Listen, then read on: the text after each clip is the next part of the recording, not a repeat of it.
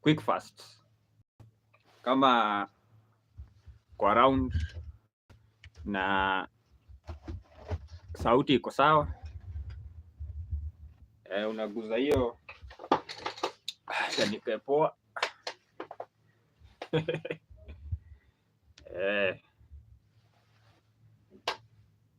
Bona kamera inakaa chafu hivi, cha nione kama ama ni yangu iko na issue. Nice, sawa. That looks better.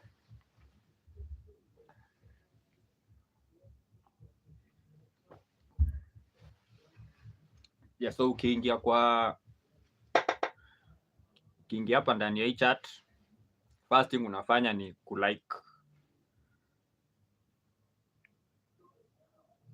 like the stream, alafu the next one ni kucomment.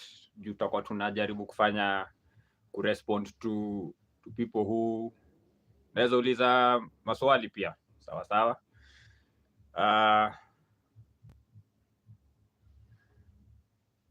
Okay. Karibuni kwa Sunday Live Unscripted. Hii ni Sunday Live Chat ama Sunday Chat Live whatever. Unscripted. So nilikuwa na taka tukae chat tubonge vitu 1 venye nimesema hii ni unscripted, so taka tu tubonge. We talk. Niangalie kama mic iko sawa. Good.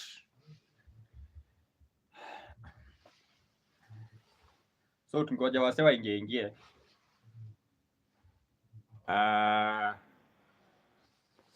Nataka kuguzia just a few things kama introduction. Nime discover kitu moja. Sipendi watoto wenyewe. Like, that is weird. Saying that mimi pia ni mzazi. But I find watoto wengine hapa nje, sijui ni juu ya vile wameraiziwa or something, but they bring out the caveman in me. Juu waspendi watu wenye wana misbehave, especially mtu mwenye ana misbehave kwa presence ya mzazi wake.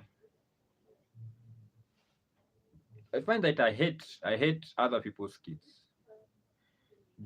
More often than not, they are badly behaved. Tukingoja waso wakuje dakika moja, just a second.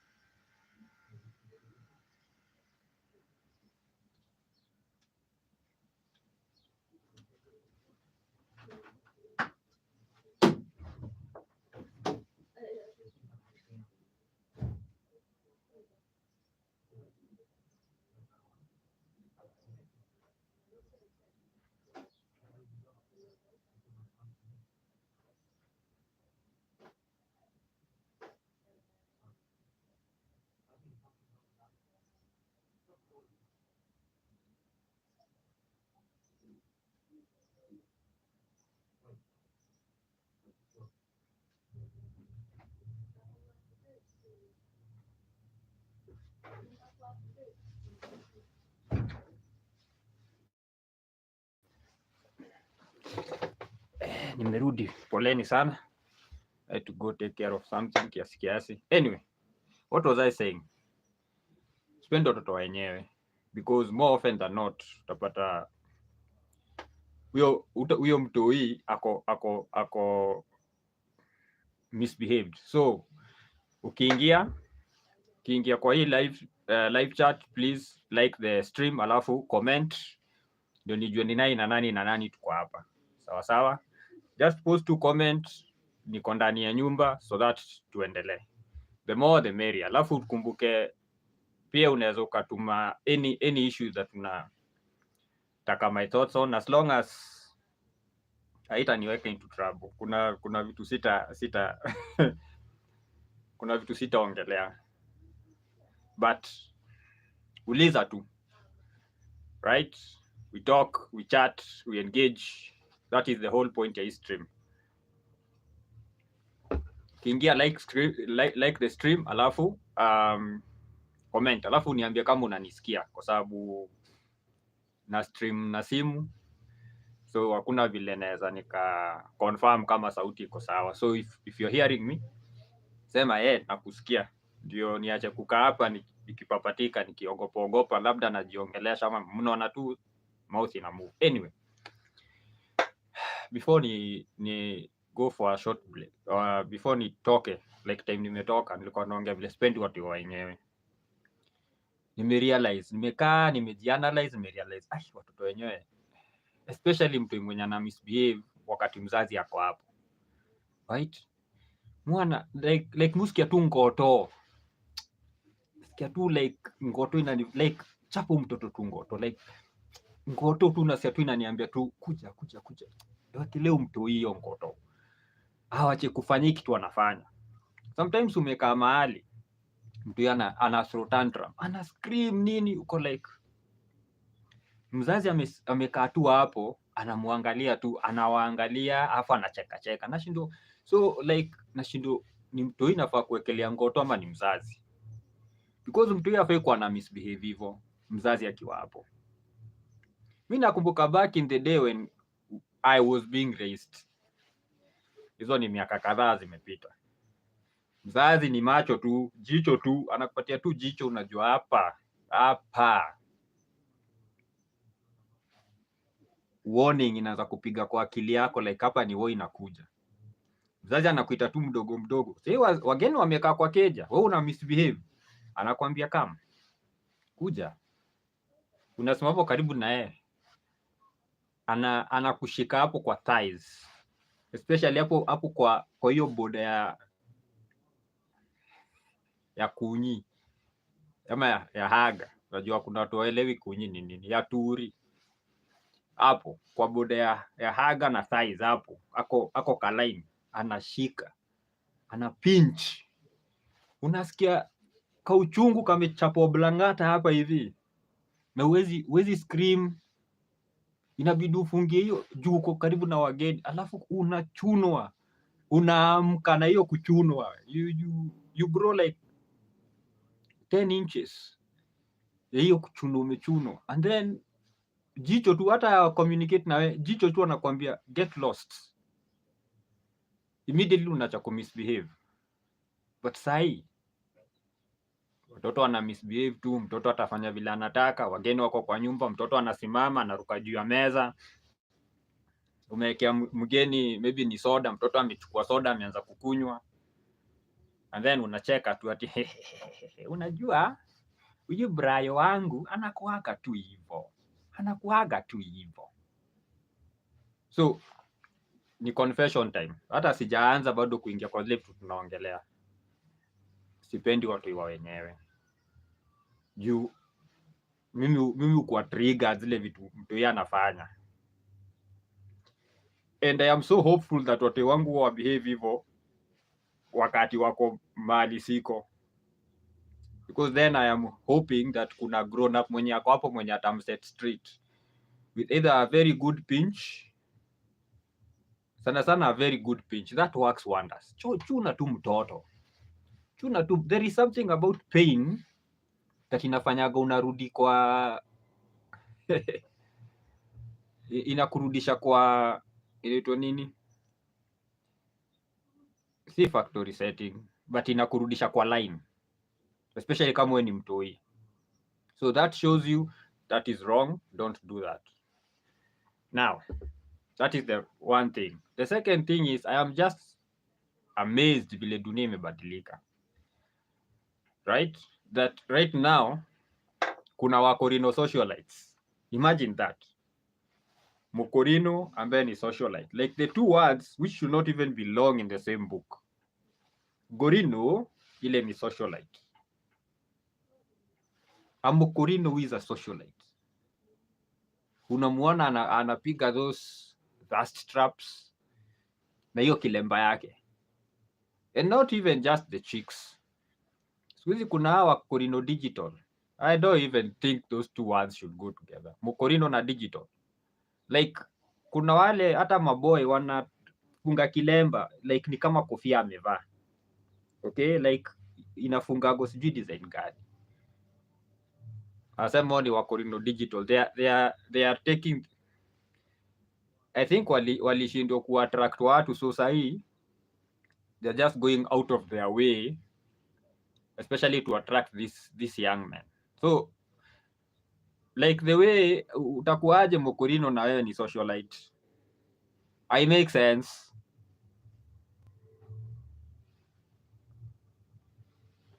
So, mnanisikia? Ona kuna msemo mmoja hapa, unanisikia? Type tuone kama unanisikia bana. Ndio tujue kama we are on the same nini, ndio you know what is going on. Anyway, so those are the two things nilikuwa nataka to out of my chest before tuingie kwa the topics hapa kwa stream. Before tuingie hapa kwa topics ndani ya stream. Anyway, let me just see.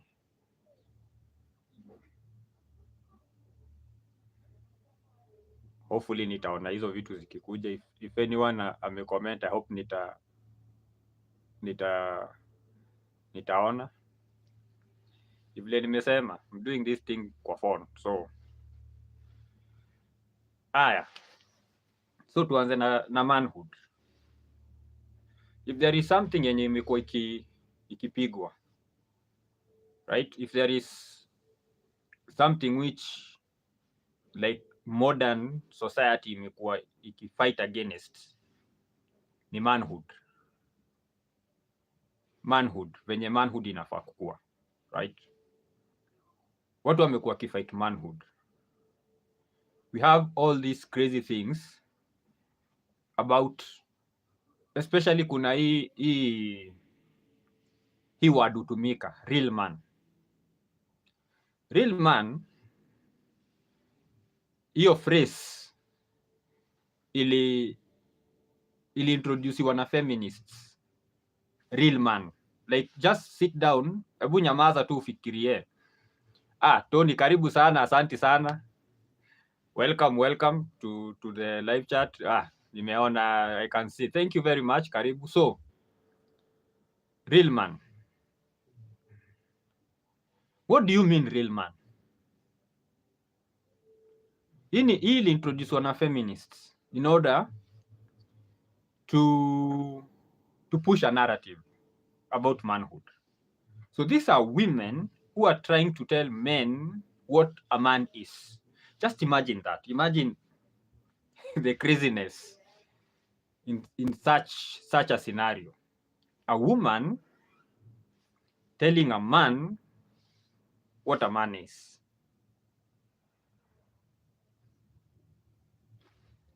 Just take a second and ufikiri hiyo story, like, does it even make sense?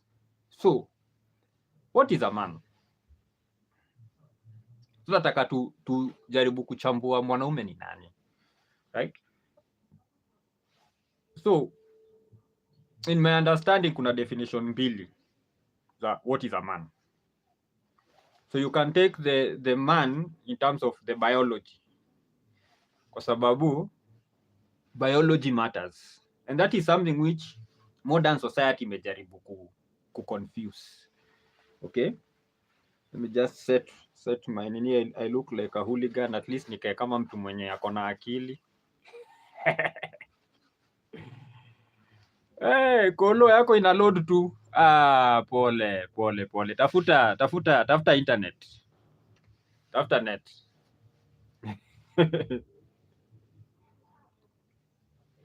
Tafuta net.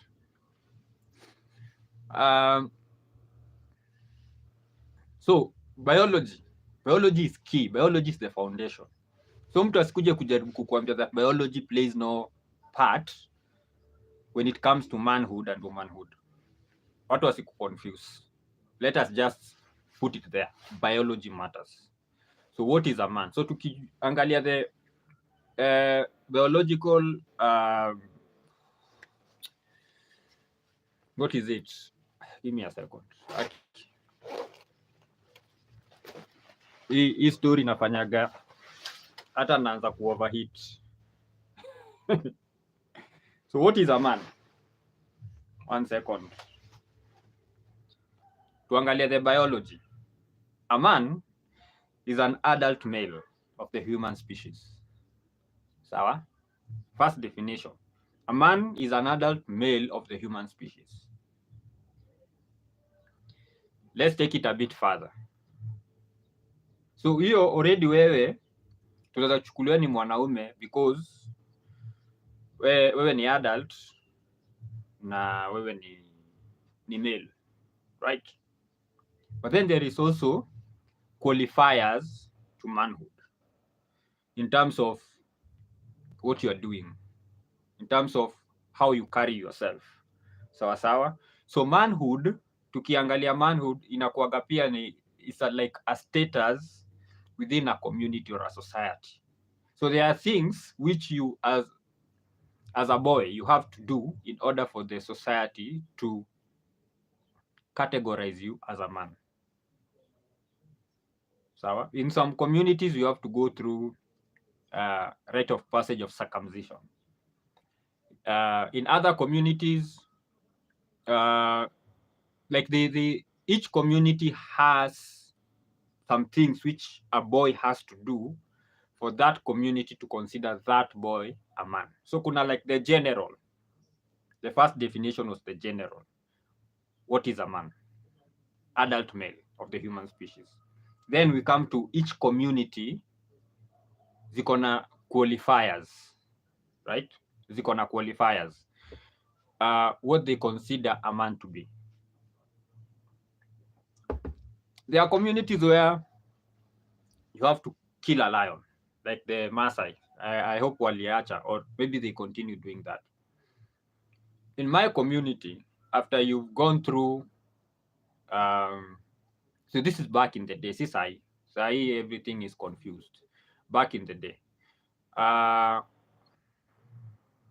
once you went through circumcision, then there is a cloth or a covering. Let me call it a covering, because if I call it a cloth, then inaleta issues of textile. A covering which you are supposed to come out because ulikuwa segregated. After circumcision, wavulana walikuwa wanaenda mahali away from the community, somewhere in the forest, up the mountain. Sawa. And then ndio hapo ndo mbali mnafundishwa the law of the land, what you are expected as a man, okay? What is your task within this community? How you will be treated once umetoka, once you qualify according to what the community has set. Then you are allowed, then after you umesha funzo hizo vitu zote, there came like the coming out of the presentation of the boys as men to now the larger society. So before that will happen, you're supposed to enter and hunt a leopard. Hunt a leopard. Then you'd skin that leopard and you'd use that skin to design a covering for yourself. Again, so that was a task you were given. You go out there, you hunt, you kill a leopard, you skinned it, unatengeneza that covering of a leopard skin. Then when the day of your presentation, that's what you will be wearing. Now, if you went and you did not succeed to kill a leopard for whatever reason, then you'll be presented with a goat or a sheep. I am not very sure. Kama kuna mtu anajua ata comment. I'm not very sure whether it was a goat or a sheep. And then you slaughter it and then you tengeneza that covering. So sawa. When you metengeneza your covering, no, the day of the presentation, they will see who is wearing a leopard skin and who is wearing a goat skin. Sawa? Because now you are all men. So who hunted a leopard and succeeded and went through that process and got the leopard skin. So kama uko hapa, comment kwa community yako like what tasks were boys given, especially hiyo time ya ku transition to manhood. What were the tasks? I know the Maasai used to hunt lions. The Kikuyu, it was the leopard. Right? So wakati mnakuwa presented, they will see, the community will see. Okay? Huyo alihunt leopard, alisucceed. Huyo huyo amevaa mbuzi. So huyo sana, we are not very sure kama tutamweka kwa the warriors. Huyo wacha maybe akue messenger. Kama labda tukimweka messenger ataogopa, because messengers walikuwa wanafaa kupita huko kwa forest, because you remember back in the day, forests, wild animals. Huyo tukimpatia kazi ya messenger atakufia huko, ama atakuwa so scared messages hazitafika. Huyu tukimweka kwa warrior class, kama angeweza kuhunt leopard, huyu atatusumbua. Tutafika kwa battleground, atafreak out ama atashindwa kufanya what is necessary. So kulikuwa na hizo tasks ambayo boys who are going through the process ya kukua men walikuwa napewa, so that once you succeed in those tasks ulikuwa nawekwa mahali kwa community. So kuna hiyo ya wewe ni an adult male of the human species, na kuna hii ambaye wewe ni adult male of the human species but umepewa test na umepass your test, so now you are a man. And mark you, the people who walikuwa nakuja na the leopard skin kuget brides ilikuwa very fast, because they know that's a warrior. But hawa watu wenye walikuja kama amejifunga nini ya mbuzi, man una imagine anko zako in our community tuko tunaita baba zako ameenda kunegotiate bride price na wewe ulipresentiwa na goat skin. They'll pay a premium for that if ever watapata a family that wants to give their girl to that house, because already like you just coming out with a good skin shows a level of cowardice, because hauku succeed kuhunt the leopard. So now tumeget hizo definition mbili. Kuna hiyo yenye ni biological, then kuna ile ambayo ni societal. Like you are given tasks, umewin hizo tasks, umegrow. Right? Umegrow. So kama kawaida, questions, comments, they come through. Let's keep this thing interactive. Now that I'm using my phone, so sitaweza kuplug in watu wakuje on. So let's keep the chat active. Okay? Sawa. So what were the expectations of the man back then in that society? So the man, number one, alikuwa nafaa Kolo, karibu sana from the diaspora, welcome.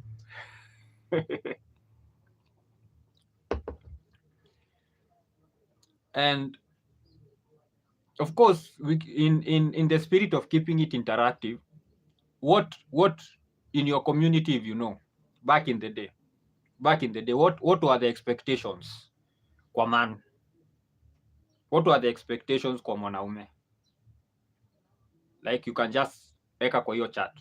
So generally mwanaume alikuwa nafaa kuwa a warrior. So your life belongs to your community. You'll be called at any time to go die for your community. When I mean to go die, I mean to go to war. Men were supposed to go to war moment's notice, you pick up your spear and your shield, you're out, you're off, or your bow and your arrows, and you're out, you're gone. You might not return. Like kutoka kwako kwa nyumba, that was assured. Kurudi was not assured.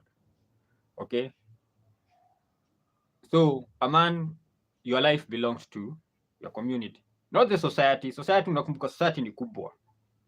Community, your clan, your tribe, that's where your life belonged to. They owned you as a man.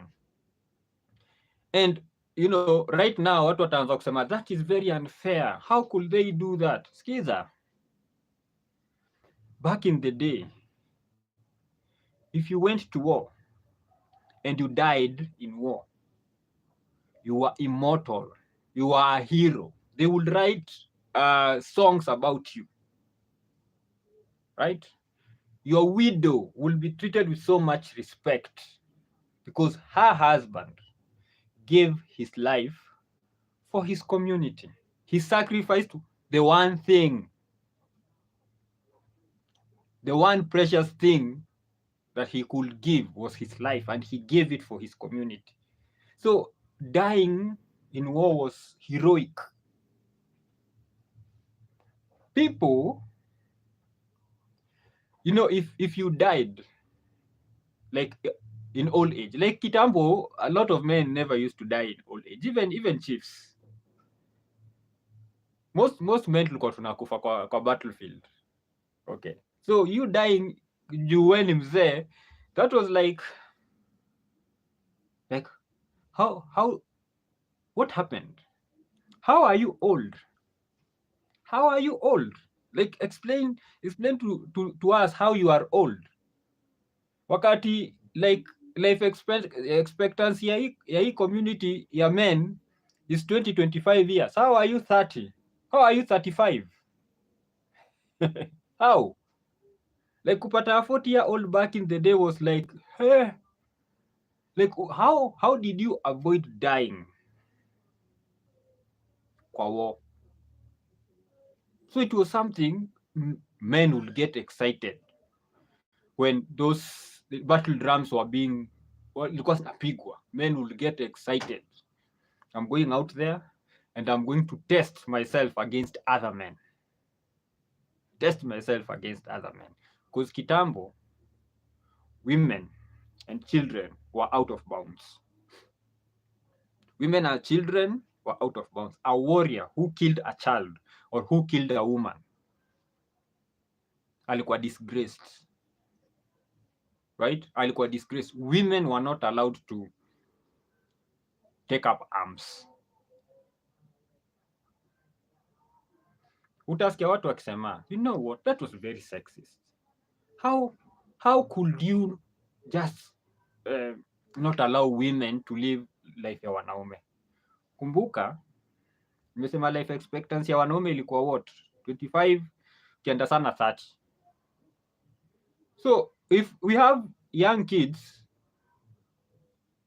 I am expecting my wife to be taking care of my kids, right? We need to raise the next generation. Okay, sorry, the next generation lazima ikuwe raised. My legacy has to continue. So if I am going to war with my wife and we both die, what happens to our kids? And remember that the fact that women were not allowed to take up arms, that's back in the day. Najua kuna communities zilikuwa na women warriors, but then you realize that those communities, even women, their life expectancy was very low, and most of those communities zilikuwa zinaisha. Because if you send your wives and your like husbands and wives to war and they were defeated and they die in large numbers, what happens to that community?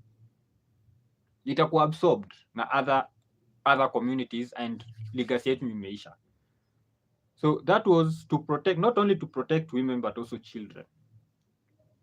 So men were the targets. Our life gone. Whether you have a weapon or not, if raiders come and are attacking this village, and you are asleep and they waingie kwa hiyo hut, unakula mkuki as a man. Why are you sleeping na tumekuja kuwa attack? Like, how can you be this disrespectful to us? Like, why are you sleeping? Like, unataka kumaanisha we are not a threat that you can sleep when you are out here killing other men? So that is one, the life. Number two, passing the message. Kuna wale watu walikuwa like men and women, but women most of the time, because women will survive. Even if people came and killed all the men in this village, they will not kill the women. They would take the women as bounties of war. This is bounty or bounty, whatever. Captured as bounties of war.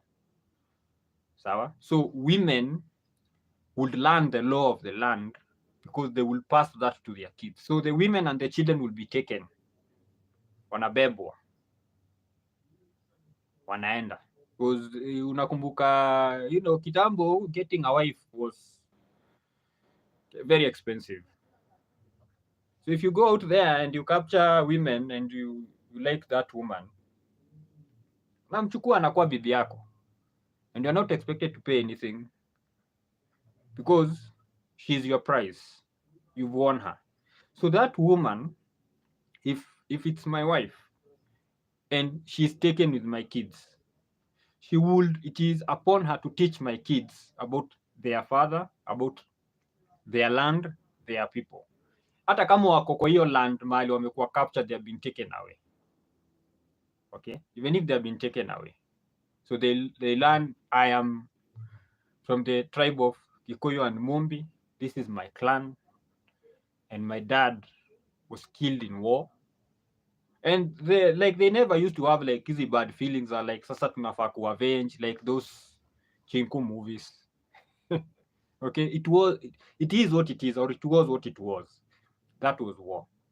But that person will grow up in that community, but being taught the law of the land. Of course, walikuwa nafunzwa chini ya maji. Okay, and then there are also men. Nakumbuka wale tulikuwa nasema wamekuja na goat skin. So some will be poets, storytellers, so they would cram. So those are the men who would live to die of old age, including the medicine men. Medicine men ni wale watu wenye walikuwa wanaenda kwa mountain, they talk with the deities, the ancestors, and they were in charge of like the health of that community. So those are the people who will die at old age, because for them it was all about kuenda kulani mimea, kutreat magonjwa, talking to the spirits, etc. But any other person, including the chief, 25 to 30, done. Okay, so also some men were given the duty of the law of the land. Law, that is L-O-R-E, not R, not L-A-Y, L-A-W, not the law like Sharia, the law like stories. Okay, so a man was also supposed to pass the law to the kids. Sawa? That was also kitu ya mwanaume. Another thing, mwanaume alikuwa yeye kazi yake ni ku make sure structures imewekwa kwa nyumba yake.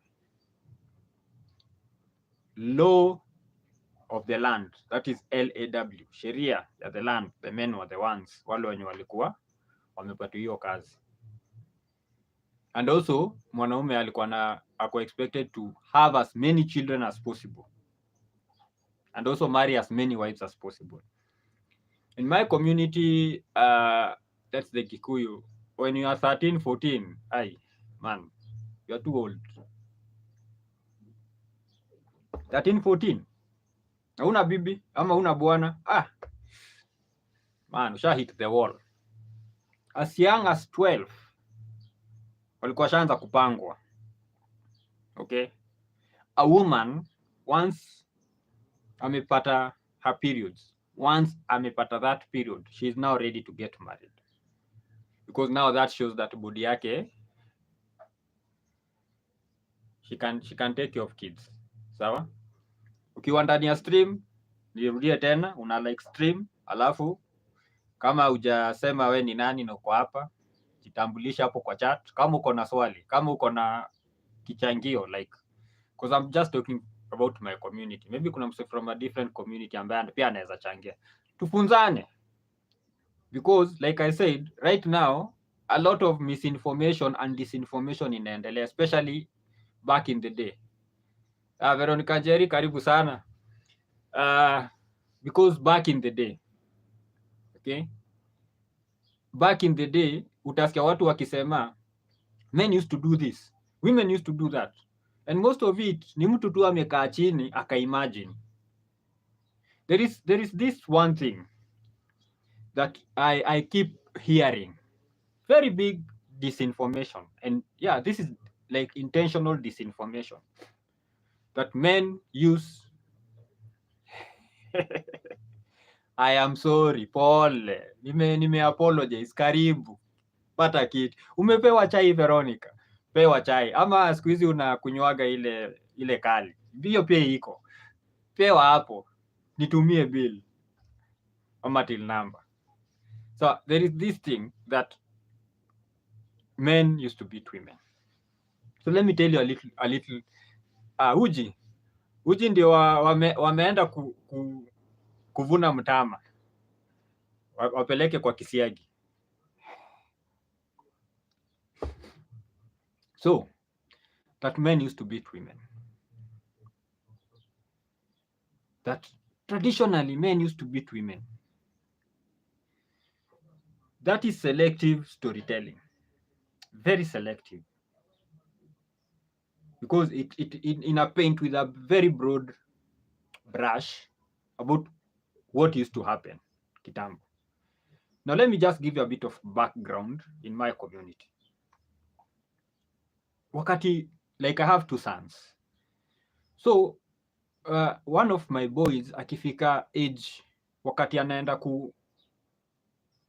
I know that I'm preparing him for initiation and manhood, because ilikuwa ni kazi ya mzazi pamoja na the larger community, right? Nitaanza kumtafutia bibi. So what will happen is I will tell my wife, my son anafaa kupata bibi. So my wife would organize with the sisters. Sisters meaning sisters zangu. You know, because alitoka kwa sasa ako kwa land yangu. So ako surrounded by other wives of my brothers and wale sisters hawajaolewa and aunties. Okay? My aunties, kumbukio ni wale wenye wameolewa kwa hii kijiji, because most of the wale walizaliwa kwa hii familia washaolewa. Okay? So those are the people who right now tunaweza waita in-laws. Kwa sasa wako hapa. So like kitambo hakukuwa na in-law, like who ni sister in-law sijui. Huyo ni dada yangu, ni bibi ya ndugu yangu. Huyu ni mama yangu, ni bibi ya baba yangu. Right? Father meaning the brother to my father or whatever. So wao ndio wanatumwa, wanaenda kutafuta.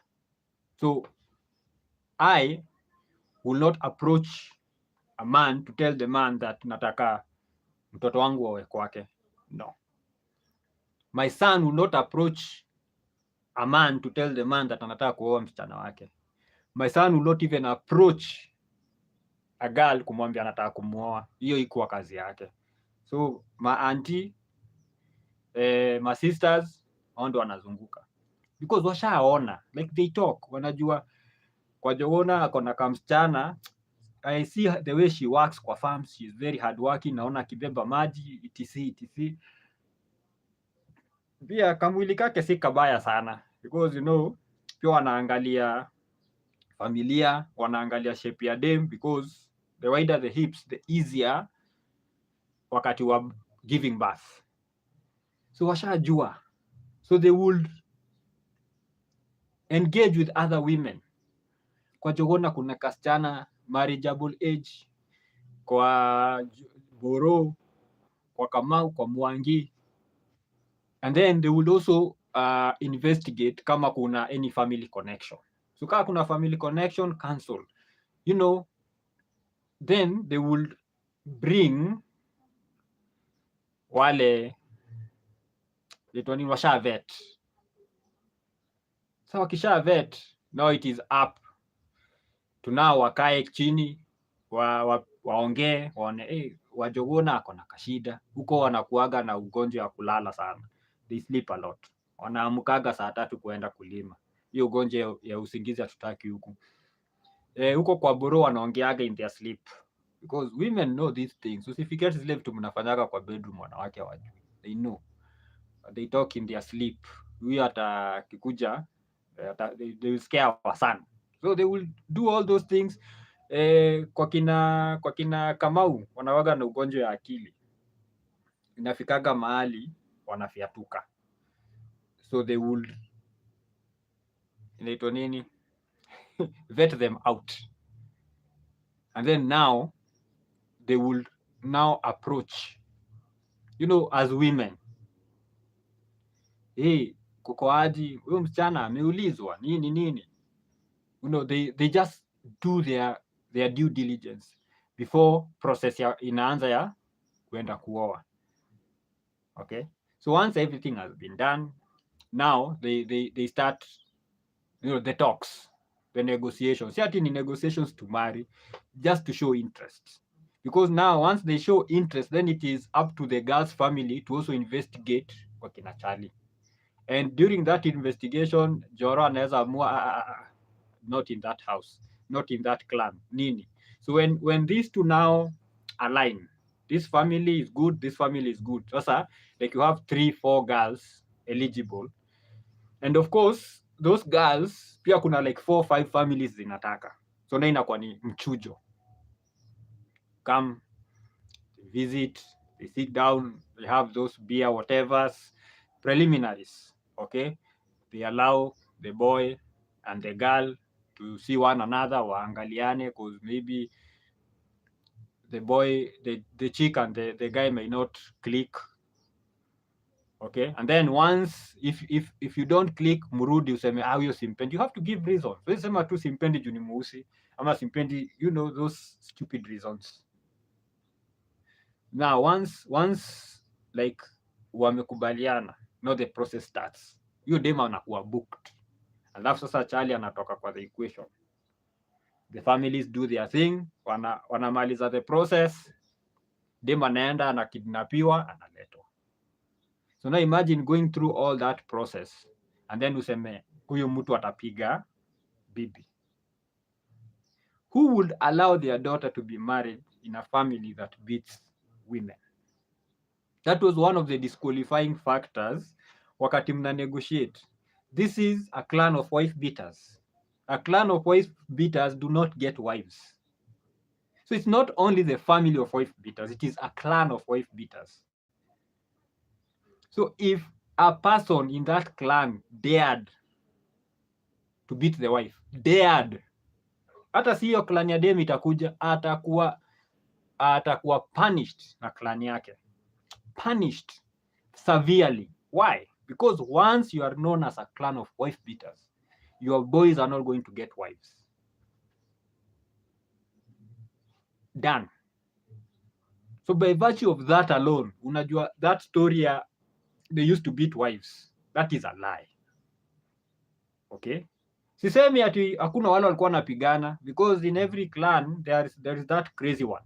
There kuna akukosagi hiyo mmoja, just that one guy who is out of his mind. Okay? Now, on the flip side, madam, now you don't want your clan to be known as a clan of women who disrespect their husbands.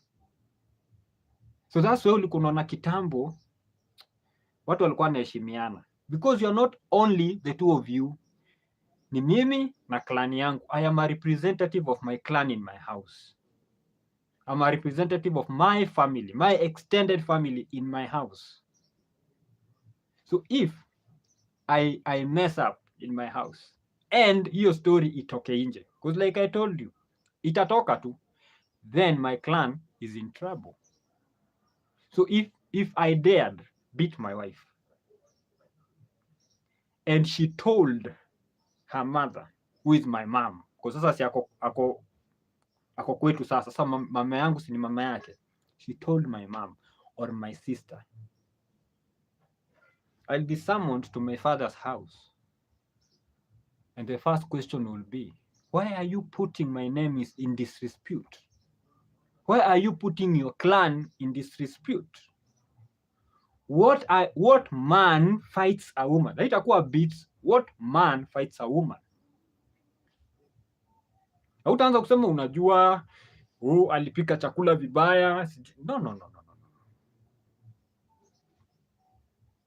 Unajua aliniangalia vibaya. Hakuna excuse.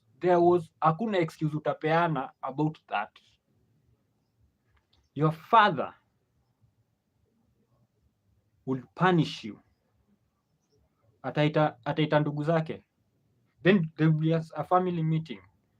And then you will be fined. Seriously. Kama kuna shughuli za familia zinaendelea, unakuwa sideline. At the moment, you are not coming to any family gatherings. You are not coming to any family occasions. Like unaeko kwanza kando. You learn. Once your story imesotiwa, then my father will report to the clan head. Na anaenda na mbuzi. Because hataki hiyo story ifikie the elders of the clan kama si amepeleka. Anapeleka anasema,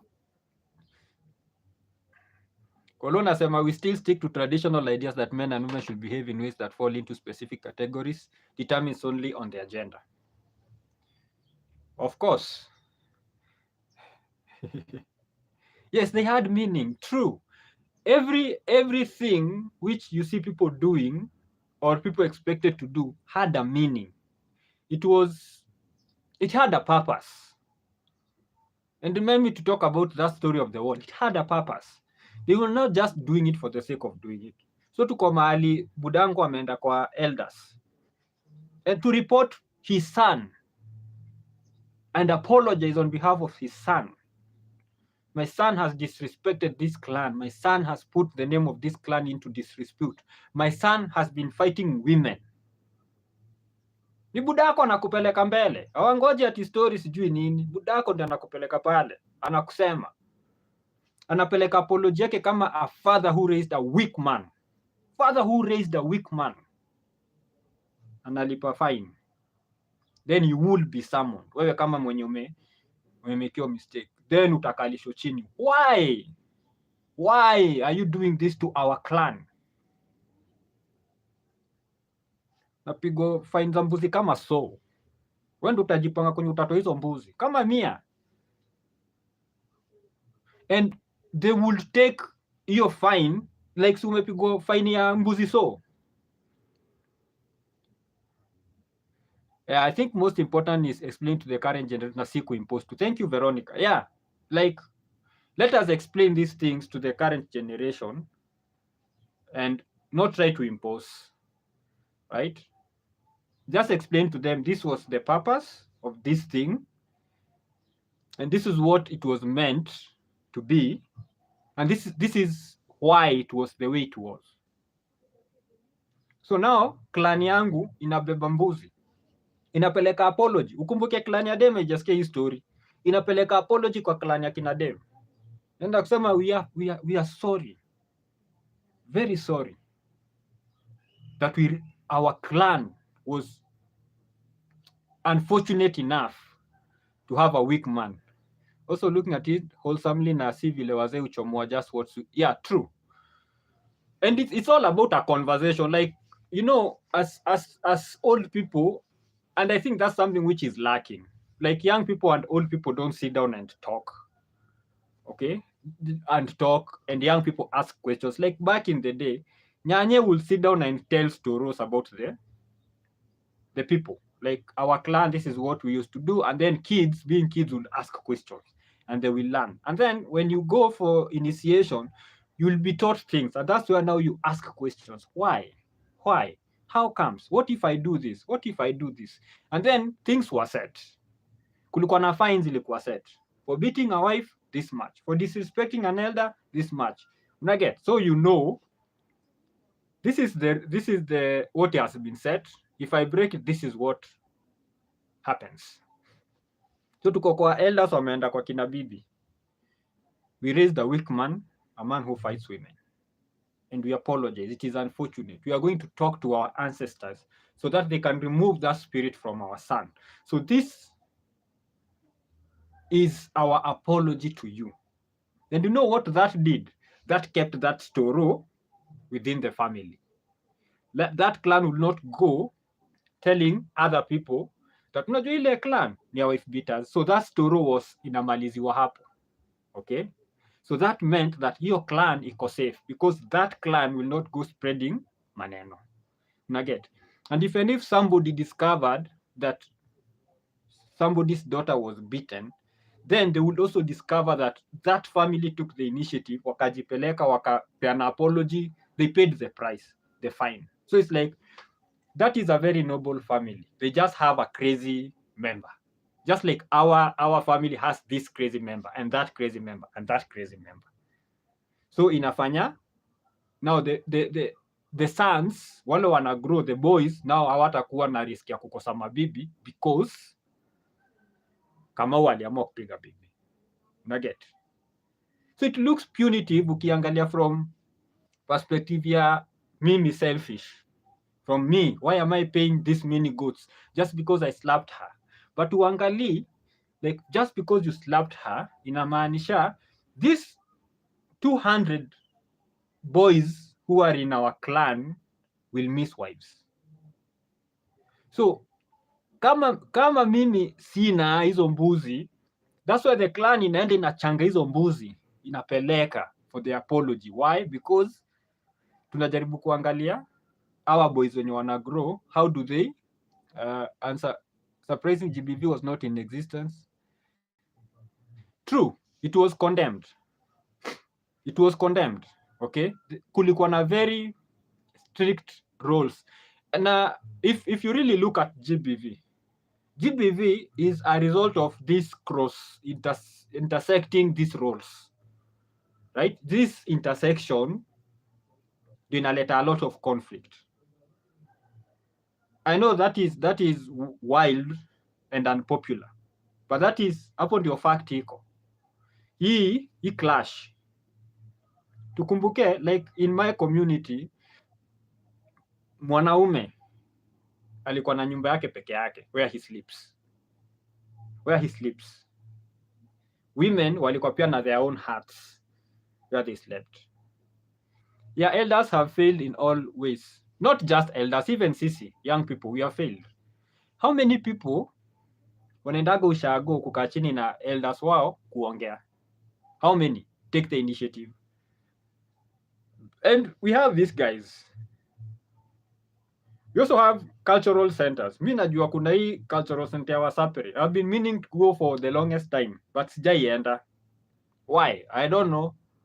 Sometimes I can give you like 1,000,001 reasons why I have not gone.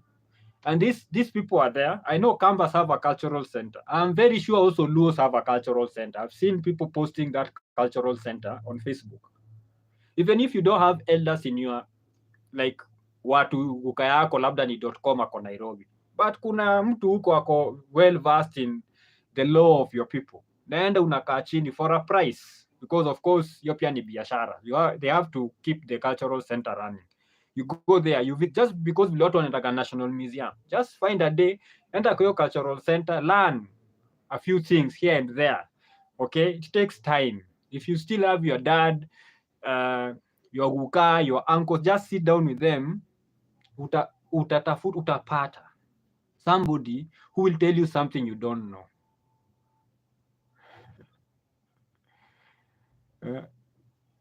Something you don't know.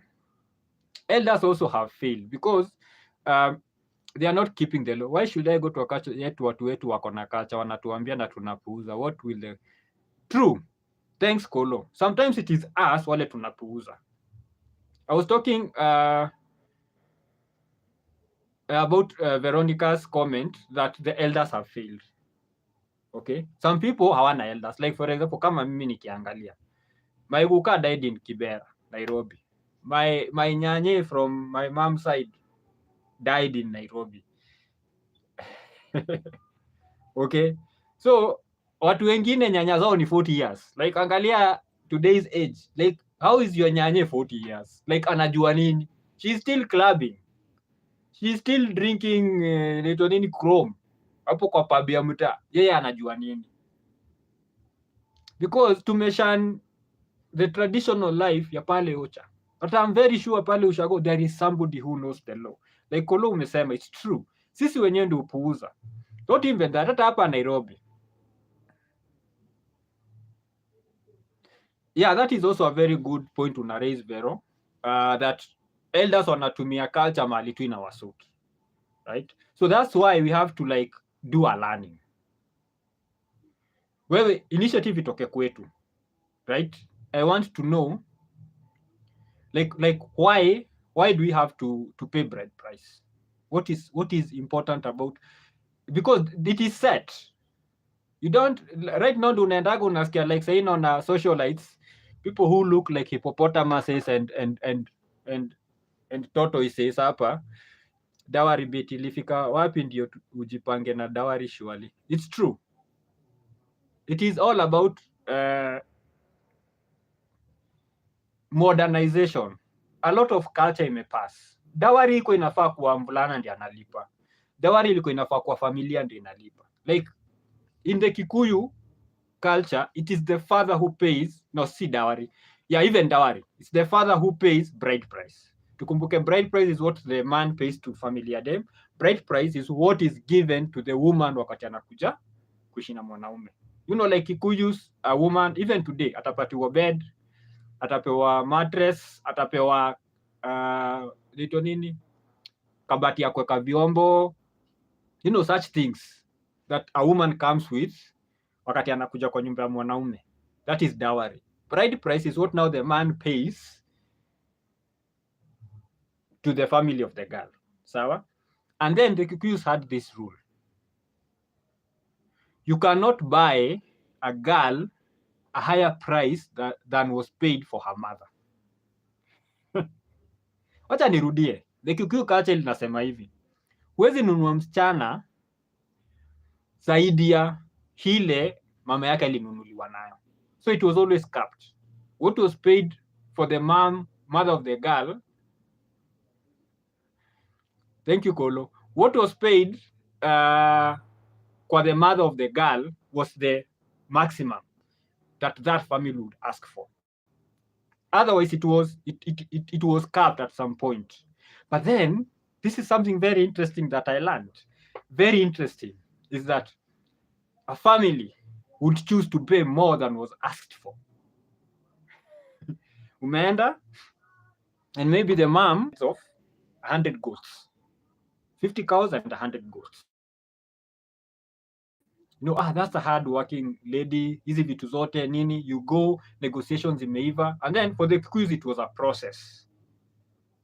It was a long process. Ungeamka tu leo umeenda. A long process. Sawa? So nimesema 50 cows and 100 goats. That was what the mom was paid for. Now now let's just call it what it was.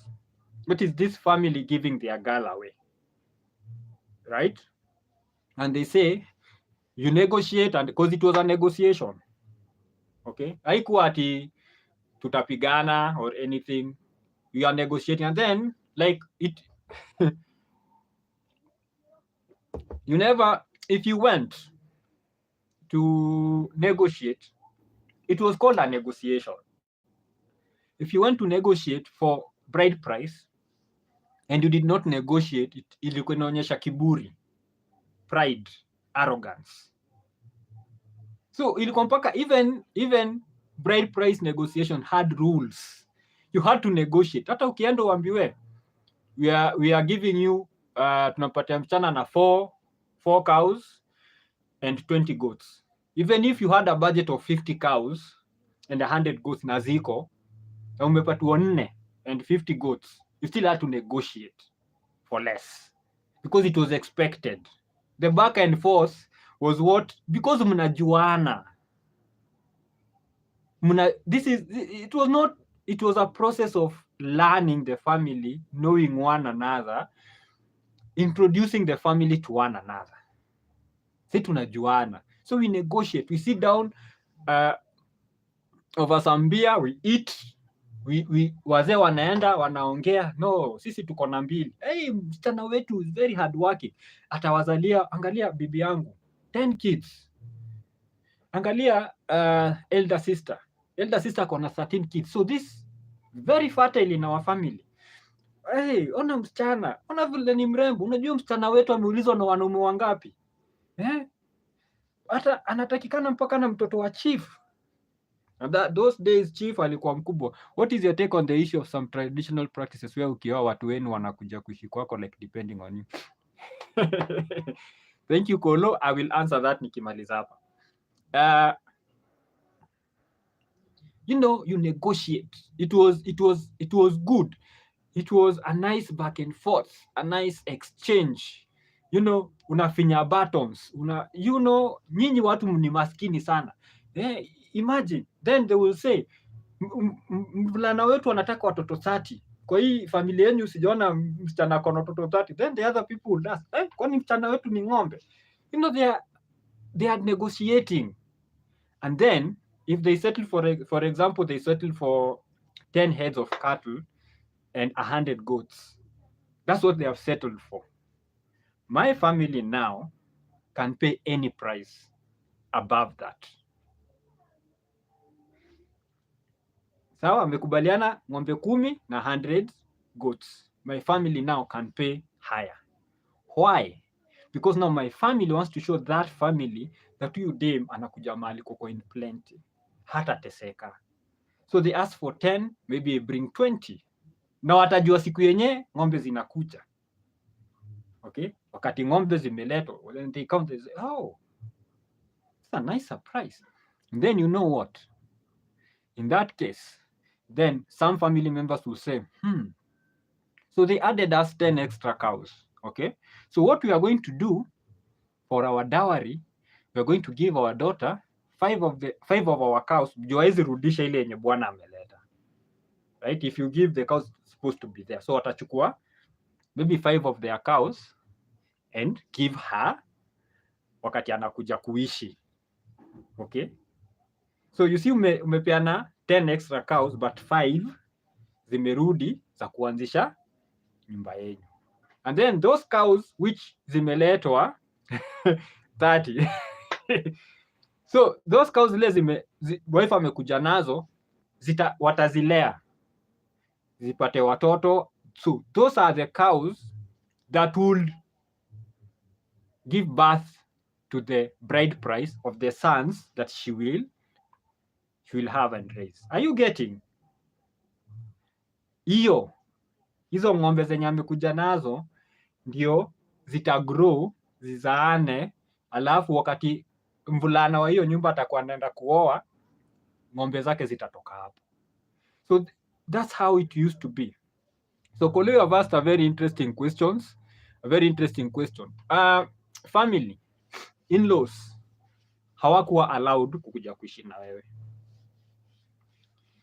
There is this thing culturally. My take is it depends on different cultures. Kikuyu sisters and brothers can come to the bros house but si kwa sisters juu hao ni ya kwa wenyewe. That is the today world. Okay, the today world, because of vitu vile zimebadilika, that we see some of those things. But traditionally, that was not something which was,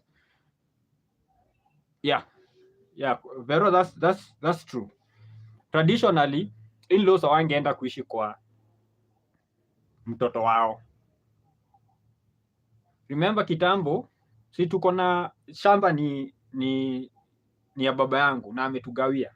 So tunaishi kwa homestead ya baba yangu, but tumegawiwa space. So if my in-laws will come, most of the time walikuwa natafuta place ya kulala. Sometimes they were not even allowed to sleep kwa homestead ya in-laws. So they will watatafutiwa kwa friends or something. Unaget? Because we have this saying that kwa in-laws si kwa miguu ya kitanda. You know, like miguu ya kitanda, you remember like when you go to sleep, unapita hapo kwa miguu ya kitanda, unapanda kwa bed, asubuhi unashuka. So that's a place mali unakanyaga. So kwa in-laws si place ya kanyaga, even visiting. But sahi iko hivi. My wife's mom hawezi lala kwangu. Okay, but my mom can, if I'm not wrong, because I am still mini son. So kwangu tuna assume ni like that larger homestead ya budangu. Una understand? So ijalishi niko Mombasa niko wapi, but my house is an extension of my father's house. Okay, my sisters can come, my bros can come, but from side ya dem inakuwa difficult wao kukuja, because huko ndo nimetoa bibi. So this is not an extension of their house. That's my understanding. But then sometimes pia maisha, life sometimes huwa inaweka kwa situations. The question is, anakuja kufanya? Because there are those people who will just come for the sake of coming. Okay? Who will just show up for the sake of showing up. For example, kama ni ugonjwa imefanya akuje because anaenda treatment, na this is the nearest place yenye iko, na hakuna place ingine anaweza enda, then common sense dictates that some things zitafanyika. But then it is very tricky. For example, if my mother-in-law ako kwangu, even my mom, because sasa ina limit, even my dad, let's just assume parents from whichever side wako kwako, kuna that freedom yenye unakoga nayo kwa nyumba yako hauna. And then you realize, and this is something which a lot of people will not accept, is that when your mother is in your house or your father is in your house, then you are no longer the head of the house. Wewe kama mwanaume, you are no longer the head of the house, because you know how our moms behave. Utaenda kufanya kitu umama tu imuingie, the mother thing iingie kwake. Why are you doing that? Imagine now your mom akikukelelesha mbele ya watoto wako, and then uko hapo ukiangalia chini ukisema mom, sawa mom, nimesikia mom, sawa. Imagine that mama yako amekukalisha chini anakusomea in front of your wife and kids, or your dad amekukalisha chini anakusomea in front of your wife and kids. So in order to maintain heshima, we need to separate. Even siblings, especially sisters ni crazy. Brother yako unaweza mkalisha chini umwambie, sikiza bro, huyu bibi sio wetu, not our wife, ni bibi yangu. Ukiendelea na hiyo ushenzi tutakosana na wewe sana. Na bro yako atachukua like, damn, because nyinyi mabrother, kama ni mbaya tutatoka hapo chini tufinyane, kulane mangumi na turudi. Kwani iko nini? But sister yako, just like women, other women, ni snipers. Okay, ni wale watu wa it's like moles. You see the way moles zinakujaga zinakula roots za mahindi. Wewe umepanda mahindi igrow, roots zishaenda, but stock bado imesimama. Also was restricted juu pia ya kusafeguard series za boma, because kuna vitu that happens kwa maboma that there maybe your dad anakujaga akiwa drunk, na labda mnaishi kwa that big homestead. It is not right kusoma mbele ya wife na watu. That's why nimesema that mother itatoka, it will just show up, and she will just do that, and then so now you are caught between, I'm the man of this house but I'm still her son, she's still my parent. On that, kama your brothers can come, but sasa kuna wale wanataka kustay na ukiuliza wanapangaje, wanakuseti, unawafukuza modern time. Exactly, that's what I was saying. You have to have rules kwa nyumba yako. You just have to have rules kwa, it is my house. Look, you make rules in your house, and kwa nyumba yako it is very simple. That's why nimesema umekuja kufanya nini? Hujakuja hapa kuishi. You are not my son. Mimi sikukuzaa. Enda kwa mama yako. Enda ukaishi kwa mama yako. Mimi sikukuzaa. You have to be very strict in your own house. The only people who have a right kwa nyumba yako is your wife and your kids. Those are the two people ukiwafukuza ni kesi. But bro, kanyaga kubwa kubwa. Sawa, umekuja kufanya, nimekuja kuna interview. Interview yako ni ya siku gani? Ni ya siku fulani. Okay, sawa. Kusomwa na nani? Vero, I was talking about kusomwa na mukoro ama mzae. So I guess that's what Tony was asking. But Tony, unaweza respond ya Vero. Kusomwa na nani? Oh, yeah. Yeah, wazazi. So I was saying, okay, interview yako ni ya lini? Ni ya Friday. So umekuja Wednesday. Sawa. Umeenda interview, umerudi. What is the result ya hiyo interview? Nimepita interview. So unaanza job when? Unaanza job Monday. Now that unaanza job Monday, you can only stay here for 1.5 months. From the day umeanza kazi. So that means within 1.5 months, I don't expect that uko na pesa ya kuenda kutafuta hao, because sasa ndio umeanza job. So hii 1 month uko hapa, unaenda works. Once you get paid, you only have 2 weeks to move out. I don't care. You only have 2 weeks to move out. 2 weeks to move out. Now that uko kwa hii nyumba, these are the rules of my house. Number 1, hakuna kuleta hangover kwa hii nyumba maulevi. I am the only one who is supposed to come in my house drunk. Okay? If you go drinking, lala kwenye umeenda, but also tell me, now I am your father. Because you are in my house. I don't care if you are older than me or younger than me. I am now your father. This is my house. These are the rules. If you are going out, you have to peana notice that unaenda out. And then I am not going to open mlango yangu because umekuja sijui saa 9 usiku. If you are going out, go out by saa 4 kuwa kwa nyumba. Geti ikifungwa, ukikuja ukute geti imefungwa, jipange. Go tafuta mahali utalala, takani hapo nje kwa geti ama kwa kibanda. Number 2, you're supposed to do this and this. Unampatia kazi ya nyumba. Yes. These are the rules for you in this house. Hapa na hapa. I have children when wanaenda shule. So make sure wamefanya homework. Because you are in my house. Toka kazi, kuja. Watoto wamefanya homework, angalia hiyo homework ya watoto, make sure it is up and running. Kama kuna issue, sort na mtoi because hiyo ilikuwa role ya wife. Sasa mmegawana. Haijalishi wewe ni brother ama ni sister, you have duties kwa nyumba yangu. Why? Because I'm feeding you and I've given you a roof. Once umemaliza and you are gone, we are good. If I'm not wrong, I think even before clans could send mtu kwako lazima.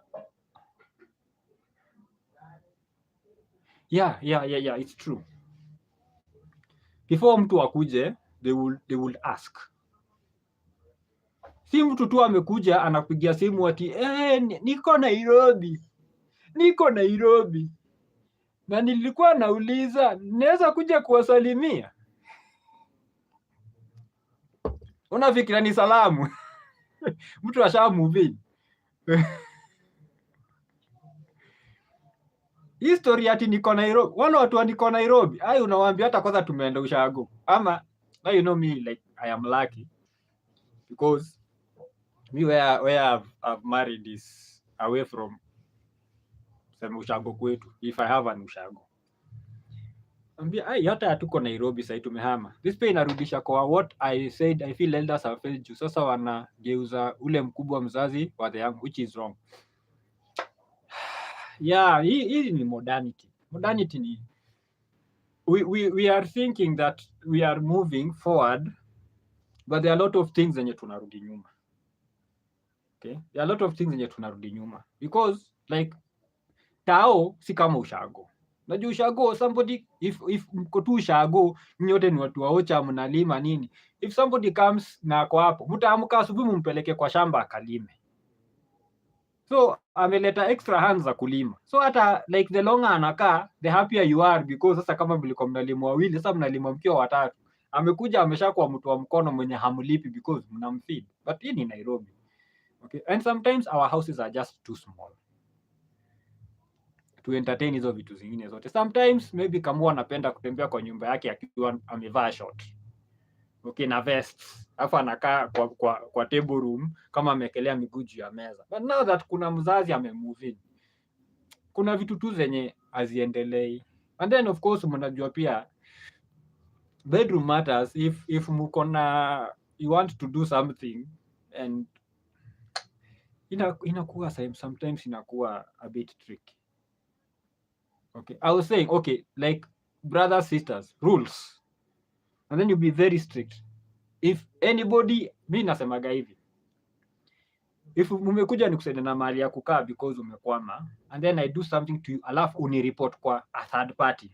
Unaenda kuishi kwa third party. Huyo mwenye umeambia, unaenda kuishi. Si kesho, leo. Ati madha nipige simu ati Kamau nimesikia unafanyia dada yako hii na hii. No. Before hata nikate hiyo simu ushapack. Na nitakuona kwamba upa kama nimeshikilia simu nikiongea namba. Kuja. Ati umeambia madha nini? Na naweka loudspeaker. Sema kitu umeambia Mmokoro. Nini? Unani fanya hivi. Pack. And ukakae kwa Mmokoro. Simple like saa hii I don't care kama uko na fare ama una fare. Songa. Unakata simu. Kwani ni kesho? Sisi ni watu wazima. Naget. Alan. You know what? This is my house. These are my rules. Okay, so hii inaleta a lot of conflict because sometimes ni husband mwenye ameleta sister zake na brother zake. And maybe wife hayuko comfortable. And every time wife ana raise issue, hazi ana catch mnakosana na bibi. Because anakuambia, hey, baba nani. But hiyo hata baba nani kuwagi, wewe, wetago wewe. Hawa watu wenyu wanashindaga hapo wakifanya nini? Kwani hawakuna place nyo wanaweza enda? Sasa una catch feelings. Why? Because bro yako mkubwa amekuja, akitoka wanapitana na sister yako kwa mlango, sister yako akiingia. Wakitoto wanapitana na baba yako akiingia. Kwani hii nyumba imekuwa ni yako ama imekuwa ni ya familia yako? So lazima tuweze kuweka hizo boundaries hapa tao. Not even hata kama uko ocha. Weka hizo boundaries. Visit ni visit. Kuja sema unakuja, give us notice in advance. Unakuja because sometimes tuko na nini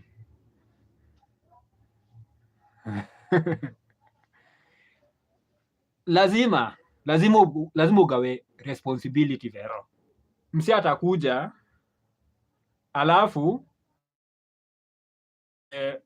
anze kusema like unaishi kwangu hausaidii anything, unakula tu food, unajaza tu choo, ufuliwe. Who are you? Wife yangu akufulie, sijui who are you?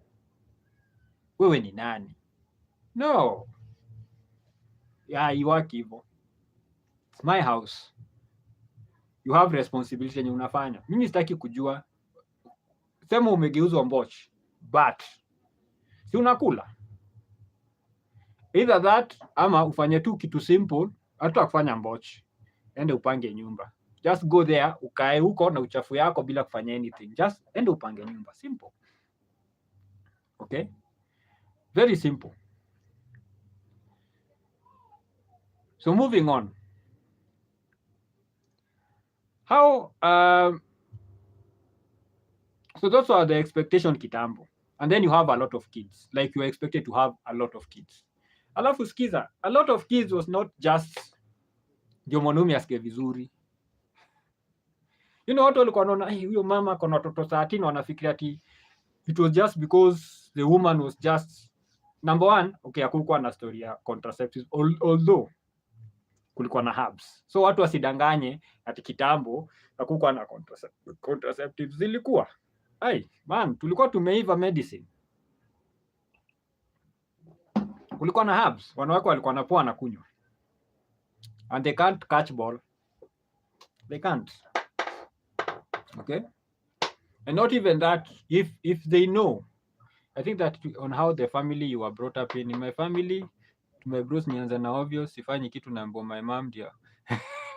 It's true, the way you are raised, right? Hata si hivyo, like mimi siwezi kuja kwenyu, for example, I'm just coming, maybe umenisaidia na usingizi, maybe I was traveling and then nikafika kwako and nikakuomba place ya kudoze, maybe niko na shughuli ya 2-3 days, ukasema sawa, I just look for something to do kwa hiyo nyumba.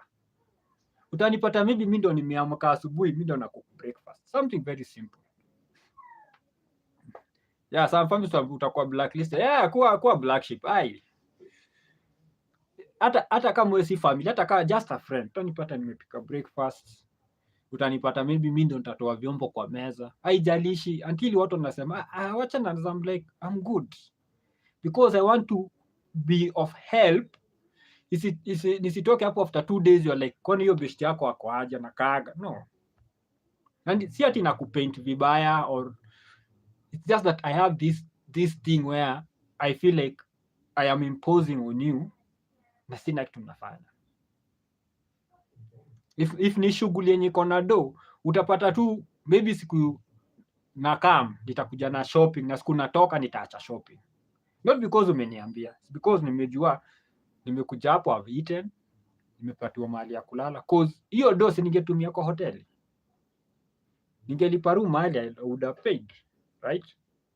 So part of that money nenda nafanya shopping, na wacha hata sitakwambia utatoka tu mahali umetoka ukuje kwa nyumba upate shopping. I'm not going to tell you ati nakuletea shopping, because most people watakwambia no don't bother, itaanza kuleta maneno.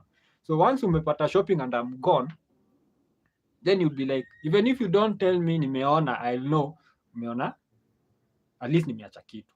Again, so the many kids was because number one, watoto walikuwa nakufa sana because of childhood hizi diseases za watoto. Kulikuwa na mortality rate ya watoto ilikuwa very high. That's why you see like if you have 10 kids, by the time hiyo story yote inaisha umebaki na like 5 or 4 kids, because watu wamekufa sana in their childhood. And then the more kids you had, ulikuwa na ni free labor kwa shamba, watu wa kulima. So the more you had, that's why even watu walikuwa na wabibi wawili, watatu, wanne, because the more wives you get, the more labor force yako ina grow. The more wives you have, the more kids you have. The more kids you have, the larger the labor force. The larger the labor force, the bigger the output from the farms. It was all logical. Sasa ndio inakuwa tricky when somebody says anataka 13 kids. For what? Hatuna shamba watoto kwenda kulima. And then ukumbuke sasa we still have to take kids to school. Budget. Kama uko tao, food ni shida. Budget. That's why unaona a lot of people 3-4 kids na wako tu sawa. Even some people are just one kid, they're like wacha tu tupambane na huyu because your life mahali imefika. Okay, so that's why tulikuwa na watoto wengi back in the day, because a lot of kids walikuwa nakufa, childhood diseases and all those things, and then we needed a larger labor force. So modern times nilianza na kusema feminist wameleta history ya real man. Iko hivi, you are either a man or you are either, so kuna nilipeana definition mbili za man. Ya kwanza ile wewe ni an adult male, hiyo hakuna mtu anaweza take away from you. There is no way you can be more of an adult male than other adult males, or a real adult male. Like hauwezi fanya kuleta any qualifier ya real Because like, what is this real you're talking about? The maleness or the adultness? Well, the adultness ni 18 years according to the law. So I can't be more 18 than I am. Like hakuna mtu mwenye ako more 18 than mwingine. Hakuna mtu mwenye ako more 30 than mwingine. Hakuna mtu mwenye ako more adult than mwingine. You can be elderly. Unaweza kuwa na miaka mingi than mwingine, but huwezi kuwa more adult than mtu mwingine. So story ya real hapo of course imeisha. Then this other thing here in terms of the society, if you're either a man or you're not, in terms ya tukiangalia the qualifiers according to society. Okay, if the society says a man, this is what a man is, and you have done that, you can't be more real than other men. So history, a real man does not do this, a real man that is hogwash. True, what you're saying, which brings to cultural practice, like I know Kikuyu, you are not allowed to go kwa mtu mkono tupu, sana sana wa mama. Yeah, you're not supposed to go kuvisit mtu empty handed.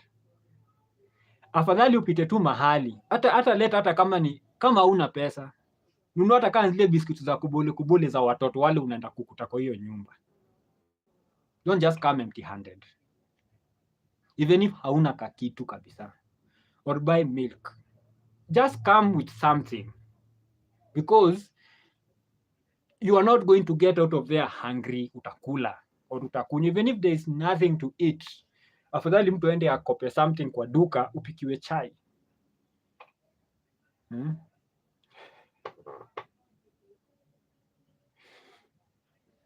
Hii historia nimefika ambassador, hiyo tunamaliza. So upikiwe chai, amekopa maziwa na mkate ukule. No, mtu before akuje kukuvisit anafaa kupatia notice. Siwezi kuambia tu niko hapa Guardian. Uko hapa Guardian ukifanya nini? Like umetravel 8 hours na huku niambia unakuja Nairobi, then suddenly so sina kitu nafanya. Suddenly ni expect. No, this hiyo ukiniambia uko ambassador unakuja, na mimi nakwambia pia mimi niko ambassador, nimepanda gari nikirudi kwenye umetoka. Sasa nimerelax kwa nyumba, nimewekelea mguu juu ya TV. No, hatukubali hiyo. So you can't be more manly than so that hiyo ni kitu ya kujaribu ku minimize even those who say a real woman, a real man. Hao ni watu wanakugaslight, hao ni watu wanajaribu kukuonyesha wewe hujui kitu unafanya. Wanajaribu ku minimize kama human being. Okay, as a man, and this thing imefanyika sana kwa wanaume.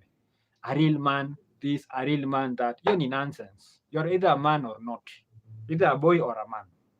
If you're a man, you're a man. Hakuna story ya real man. You're a man. Simple. And man, tulisema ni either it is an adult male or an adult male who has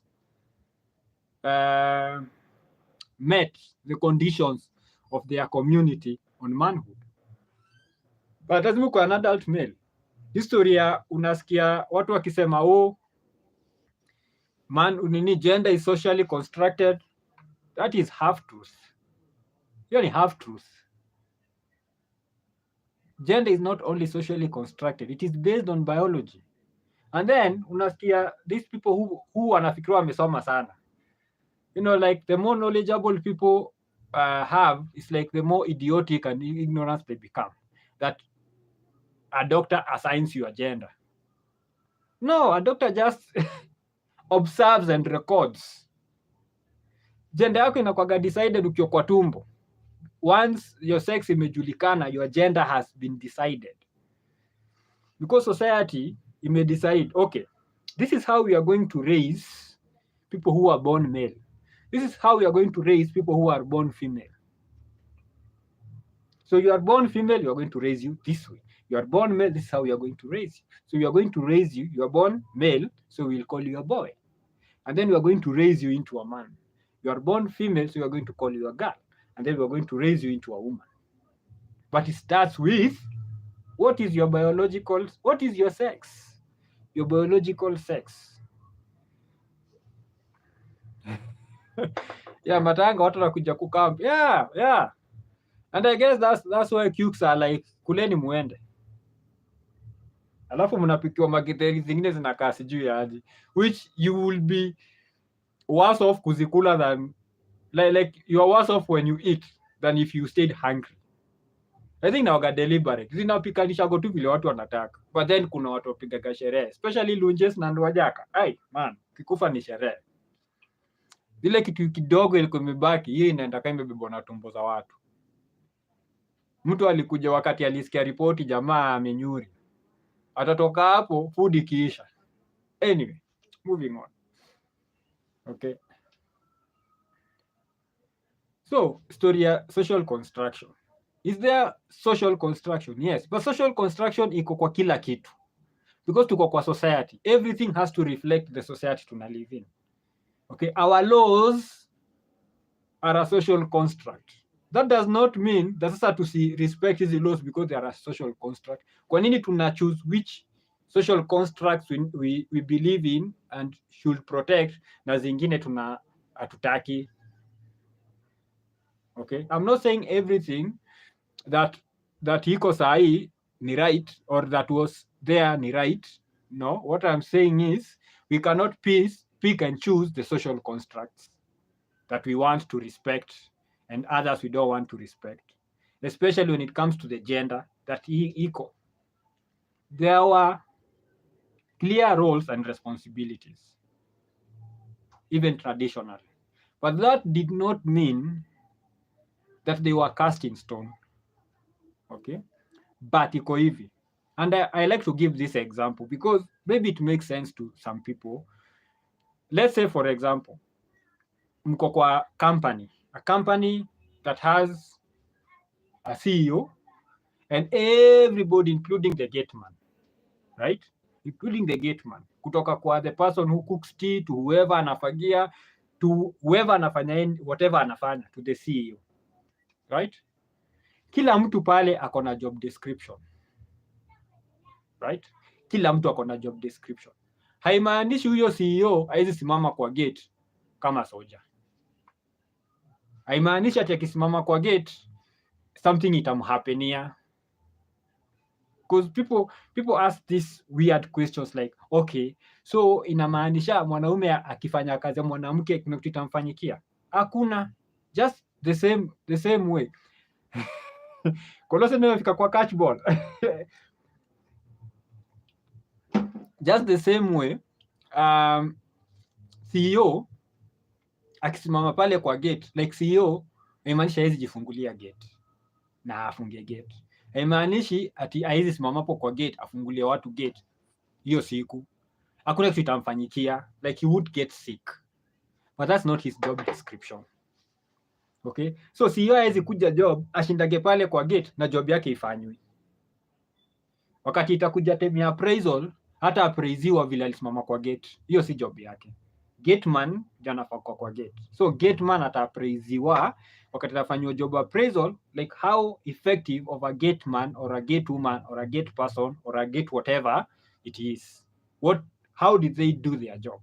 CEO atakuwa appraised on how he or she ran the company. Right? Hiyo ndio ile kitu tulimwandikia kazi. Hatukumwandikia kazi aende apike chai, hatukumwandika kazi aende aoshe ofisi. But that does not mean that akiosha ofisi atakufa.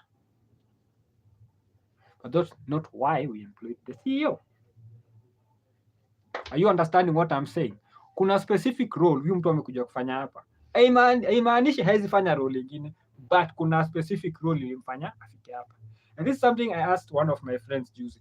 What is the role of a woman in marriage? What is the role of the wife in marriage? What is the role of a man in marriage? Okay, ulikuwa unaolewa ufanye. Ulikuwa unaoa ufanye. Because those are very important questions to ask. Okay, I am a wife. What is expected of me as a wife? Okay, I am a husband. What is expected of me as a husband? Marriage ni kama kampuni. Kama kampuni. Husband na wife ni job titles. Hizi job titles ziko na job description. So wakati tunafanya appraisal, tunafanya appraisal kulingana na ni job uko kwa title gani. You are the husband, so the husband is supposed to provide for the family. The husband is supposed to protect the family. The husband is supposed to show, like, lead the family. Wewe ndio leader, wewe ndio the vision carrier, wewe ndio protector, wewe ndio provider. So wakati tunafanya appraisal ya how you are performing as a husband, those are the things tunaangalia. 3 major things. Unajua, like, those people who work in organizations, companies, businesses, wanajuaga you have your main tasks, and then kuna hizi tasks zingine which you can do, which don't matter so much wakati wa appraisal. When you are doing appraisal, tunaangaliaga your main tasks. So kama husband, how is your provision? How is your protection? Sawa? And how is your leadership? Okay? Wewe kama bibi, how are you in terms of following direction? Because wewe bibi, wewe ni follower. Husband ni leader, wewe ni follower. Wewe ni advisor. Okay? Wewe ni you are supposed to be the, what is the word? Ya nyumba. So when it's like a caregiver, homemaker, right? Caregiver, homemaker. And okay, and also follower and supporter. So when you support structure ya huyu leader. And then there is this thing where people kuna kuagana, I think ni film ya Antonio Banderas, where he teaches kids to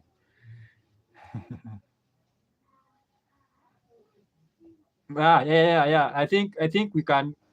Kolo, remind me, and then also you guys can suggest the best time to be doing this live, kama ni morning, kama ni afternoon.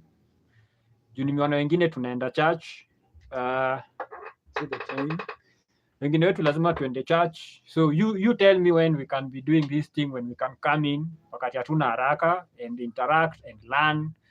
So Kolo, text me, you inbox your topic, and then we can prepare that for next Sunday, once you tell me which is the best time. Anyway, tukisonga.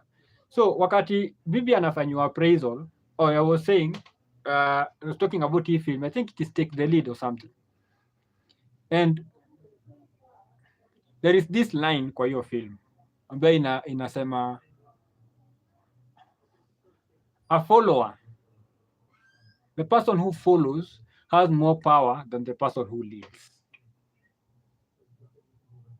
And mimi or something like that, I'm paraphrasing, and I found that to be very powerful, because people think that leadership is hard, but hakuna kitu ngumu kama kufollow,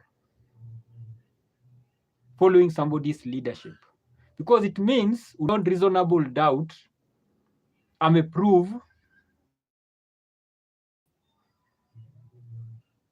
that anakupeleka mali wewe unataka kuenda. So you following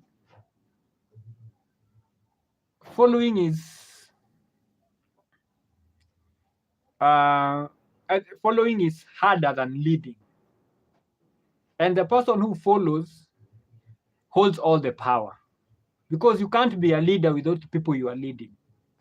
So the people who you are leading are the people who are making you a leader. Okay, so wewe kama leader huwezi kuwa leader kama hauna mtu mwenye una lead. So the person mwenye ana agree wewe kumlead has all the power, because aki withdraw, then that means wewe si leader, because you have nobody following you. I'm not saying leadership is easy, but then following is also not easy. And that's where when you are looking for a spouse, and this is for women, because skiza, I know this one will be a bit controversial, especially kama wewe ni modern woman. You're supposed to follow the lead of the man. You're supposed to come and get into the program of the man. Wacha nirudie. You're supposed to follow the lead of a man. You're supposed to come and get into the program of the man. So, wewe kama dem, you're only supposed to marry someone who is going where you are going. Sawa? In the direction that you are going. Because he's leading you. So your vision has to align. Hauwezi kwa wewe unaenda Mombasa and then uko na leadership ya mtu mwenye anaenda Western. Those are two different routes. Opposite routes. So mtaishi mkiconflict. Hiyo ni conflict from the word go. Because wewe ulianza kufollow mtu anaenda kwa direction yenye wewe utaki, si yenye unaenda. So wewe kama dem unafaa kuget na mtu mwenye anaenda direction yenye wewe unaenda. So that you following haikuji na masharti, akulazimishi, because you are going in the same direction. It just becomes so easy. Because you are moving in the same direction. It is so easy to follow somebody who is going to Mombasa if you are also going to Mombasa. Then following somebody who is going to Western na unaenda Mombasa. Hapo ndio the first time, hapo ndio mali conflict huanzia. Because wewe unataka ukuje ulead because unaona mtu anakupeleka the wrong direction. But you're not supposed to be the leader, unafaa kuwa follower. So why did you get kwa situation yenye una follow mtu mwenye anaenda the wrong direction that according to you? Why? Kuna mali conflict huanzia. So wewe kama dem, when the leader should help you find your own direction. More or less. It is a yes and no. A leader is supposed to lead you to where you are going, not where they are going, where you are going. That's why they are leading you. Where are they leading you? And so much conflict mingi uletwa because people are following leaders who are going in a different direction from where they are going. Then following inakuwa difficult. And then now you start giving the leader problems because number one, wewe hujui mahali unaenda. So that's why it's my yes, no. If you are not sure where you are going, then a leader will show you the direction. Sawa? Yeah, when you follow a leader to his destination. Now the question is, and this I want to pose to you, the question is, so does that mean that wewe mwenye unakuwa led haujui mahali unaenda? So you don't know where you are going. That's why you are following this leader. So if this leader is going into anaenda kwa shimo, utamfollow. No leader lives forever, so you should let you find your own direction so you are not stranded. But that's not the work of the leader. That's not the work of the leader. The leader is not supposed to show you direction. No. Number one, how can he show you direction if wewe hujui mahali unaenda? So number one is you need to know where you are going, where as a person. And that's why you are looking for a leader to take you there, to show you the direction of how best can we go. For example, tunatoka hapa, tunaenda Tao. Kuna a lot of routes going to Tao, but already tunajua tunaenda Tao. Sawa? Already tushajua that is the destination, Tao. And then kuna leader. So tuseme for example tuko Raunda. Ama let's take Thika. Yes, sawa. But then let's also realize that not everyone believes in God. Sahi tunataka kucheza kwa game ya human beings. When we start going into hizo za Mungu and everything becomes clouded. Because people have different whatever, wataanza kuleta the nuance. Mimi ni walejo. This is what we believe. Mimi. So let's take human beings. Thika. Tao. Tunaenda CBD Nairobi. Tuko Thika. You have to appreciate kuna enough routes. tunaweza teremka tufike bypass. Tunakuja tufike bypass, tuingie kwa bypass ya kwenda Mombasa Road, right? Hapo kwa bypass tunaweza chukua route ya kwenda Mombasa Road, ni Eastern bypass or whichever. Chukue hiyo tuende tufike, tunaweza fika katikati, tunaweza fika Ruai tupande, right? Tupande tuingie Jogoo Road, tumeingia Tao. Ama tunaweza endelea tuingie Mombasa Road, tumepanda tumeingia Tao. Ama tunaweza chukua the other route, tuende Kahawa West, tupite the other bypass tuingie Tao. Ama tukose kuingia Kahawa West, tupande tufike, tuchukue ile route nyingine ya Kamiti. Sawa, tukuje tujoin hiyo barabara ya 44 tukipanda tuko Tao. Kuna mwingine atapanda mpaka Limuru aingie na hiyo barabara ya West aingie Tao. All those are leaders. Kuna mwingine mwenye, we are talking about men. Si James, we are talking about men. Tumesema kwanza tuweke story ya God hapo kando. Let's get into the program. Hiyo ndio wakati mwingine shida when you are talking and everybody ako hivi. Kila mtu anataka, so follow the way of the heavens. Yeah, you follow the way of the heavens. That's the only thing I can say. Okay? Let's get into this session. Acha kupotea. Acha kupotea. Acha kupotea. Hii si ya kanisa, my friend. Hii si ya kanisa. Sijui idol worship ni nini unaongelea, but ni sawa. Kila mtu ako na right kusema kitu anataka. Acha tuone internet imebakisha kiasi gani. Sawa, tukiendelea. So, which leader are you going to follow? Because all those, na tukumbuke kuna enough routes kutoka Thika kwenda Nairobi CBD. So which route are you going to follow? Which leader are you going to follow? And hii tunaongelea in a marriage setting. Sawa? In a marriage setting.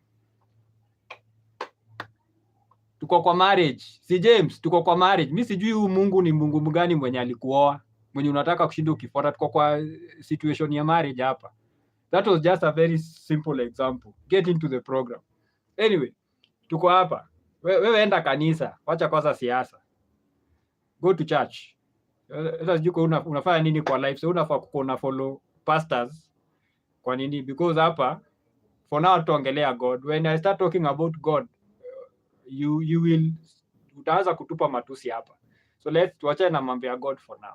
If you believe in God, good for you.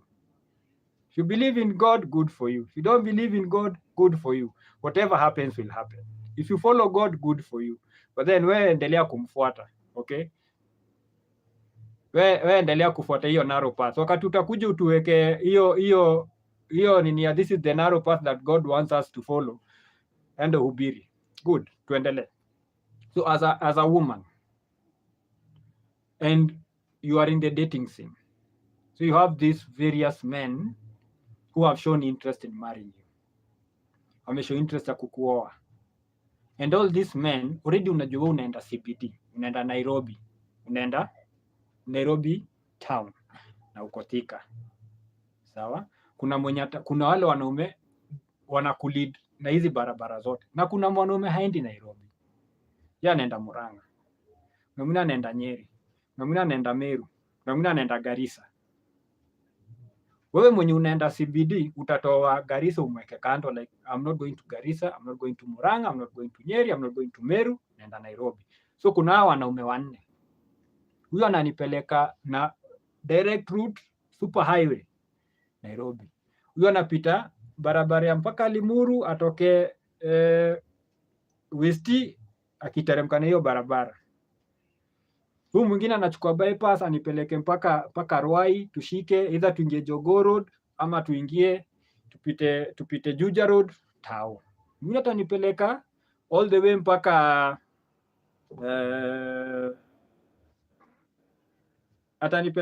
way mpaka Mombasa Road, tupande tuko Tao. Wote wananipeleka Tao. So which one do I want? Nataka mtu wa direct ama nataka mtu wa barabara ya Limuru ama nataka mse wa hii barabara ama hii barabara. So already usha decide tunaenda Nairobi. So now haitakuwa such a struggle wakati mnasonga, because already mnaenda anapelekele direction unataka, na already usha realize hii ndio route yenye nataka. So wakati mtafika bypass, so utaanza kuteremka, ukiteremka ukielekea side za KU, na yeye ameshapiga kona ama amekushika amekupigisha kona by force, mnaelekea Eastern bypass Ruai. We get, because mna move in the same direction, you know where you are going, you know the route you are taking. Mshakubaliana hizo vitu zote, we get, mshakubaliana hiyo route yote, we are good, we are moving, then it becomes easy to follow. We kama bibi una follow leadership, and then it becomes also very easy for the man to lead, because ashindi akikuvuruta. Mnaweza mtakuwa mnakosana, maybe niko na njaa sasa, tusimame hapa Kamakis tukule kwanza. Kwambia hapana, kuko na kabezi kanyama pale Ruai ndio nataka tuende hapo. Hapana, mimi sioni nikifika Ruai. Now hapo hizo ndio zile vitu mtakuwa mnakosania, those two things which do not really matter, because we need to eat. We can either eat here or tukule pale mbele. So does it really matter mali tunasimama? Tuko kwa the same route. Kandi kuja kwa mwanaume wewe unafaa kujua unaenda wapi. Then once you know where you are going, it is easy now to communicate to your woman where you are going, or it is easy for your woman to know where you are going, so that they can follow, so that they know, okay, I'm following this guy to where exactly. So as a man, you need to have a purpose for your life. You need to have something you are striving kufikia. That's what leadership now comes in. Where are you leading us to? So kwa hii journey, our destination is Nairobi CBD. So already na huko ndio naenda. So now if you follow me, na wewe unaenda CBD, we are going. So now what matters ni experience ya barabara. Are we going to have fun when you are going? Are we going to just sit here and tuende kaa tumeboeka? Maybe for example, tuseme tuko na on our own gari. Sawa? So what music are we listening to hapo kwa gari? Tunaenda tukipiga story ama tunaenda tukaa tumenyamaziana, tukifika unajaribu kunipigia story na kuangalia like mimi niko na stress, wacha kunipigia kelele. So now experience ya barabara and on the journey, hiyo sasa ndio itakuja hii. Maybe sometimes mnakosana, then mna sort. Maybe sometimes you get too excited. Maybe umesikia kunyoro, umeshuka, umekimbia pale kwa bush, tumesimama kukula, or maybe tumefika tumepata jam. Experience ya barabara, but we're all moving in the same direction. So a man, you're also supposed to pick a woman that anaenda the same direction, so that makes journey very easy for the man. Utashinda ukimvuruta ukimconvince ati hapana, unajua hii barabara ya Mombasa Road ndio mzuri, yeye anataka kwenda ile route ya West. So mmefika bypass, mmekosana the whole day, mko hapo mkiargue. Anashika steering anageuza, wewe na unajaribu kugeuza.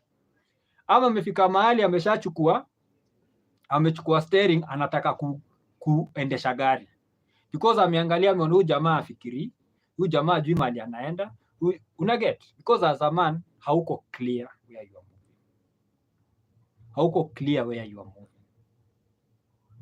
If already wewe na bibi yako mna move kwa direction moja, you have the same goal, ama umemuuzia goal yako. Sometimes you get convinced, labda bibi alikuwa anataka kwenda Garissa, but ukamselia how Nairobi is better, the better destination. But before mtoke mwanze jani, msha agree tunaenda Nairobi, usha convince this is where we are going. So the leadership now becomes easy, and following becomes easy, because already you have the same goal in mind. And that's why you get to a point where when mnaanza kosana vitu ndogo ndogo, it is that vision, that goal that keeps you together. It is that goal, that vision that keeps you together, because mnajua hatujafika destination yetu. Yes, tumefika hapa na tumepata challenges that we need to sort, so let's move. And sometimes unafika tu pale mbele and then maybe you reconsider some things, because maybe mmefika KU, mmefika pale KU and then you realize that jam imeshika kutoka KU mpaka Tao, so now we need to reevaluate where we are going, or something has happened to Nairobi CBD. Maybe kumekuwa na terrorist attack Nairobi CBD. Now we need to change our direction, tunaenda Western, but we have agreed that now we are changing direction. We need to move this other side. Mmekaa chini, mmesha reevaluate, mmeona Nairobi is no longer the best option for us. Let us reevaluate and change direction. Get? So that what makes easy. And I was talking about you choosing a spouse and a spouse choosing you, because you're choosing one another. So when you get to a point where bibi ashakuwa mjeuri ama bwana ashakuwa mjeuri, when we are pointing fingers to them, let us also appreciate the fact that we chose that person. So lazima pia tu appreciate, tuseme ile choice yangu ilikuwa shenzi hapo, nani nilicheza flat, but now since niko hapa, how do I make the best of this situation? Because some people, you get to a point, they keep jumping ship. Umefika KU, kumekuwa na jam, ashashuka, ameamua sasa atatembea, so amekuacha kwa gari, ya anaenda her own way. Or mmefika bypass, mnaenda kukata hiyo bypass kuelekea Mombasa Road, mwingie kwa bypass mwelekea Mombasa Road, ya ameshakata gari, imeangalia side ya West ama side ya Limuru, asha take over the wheel.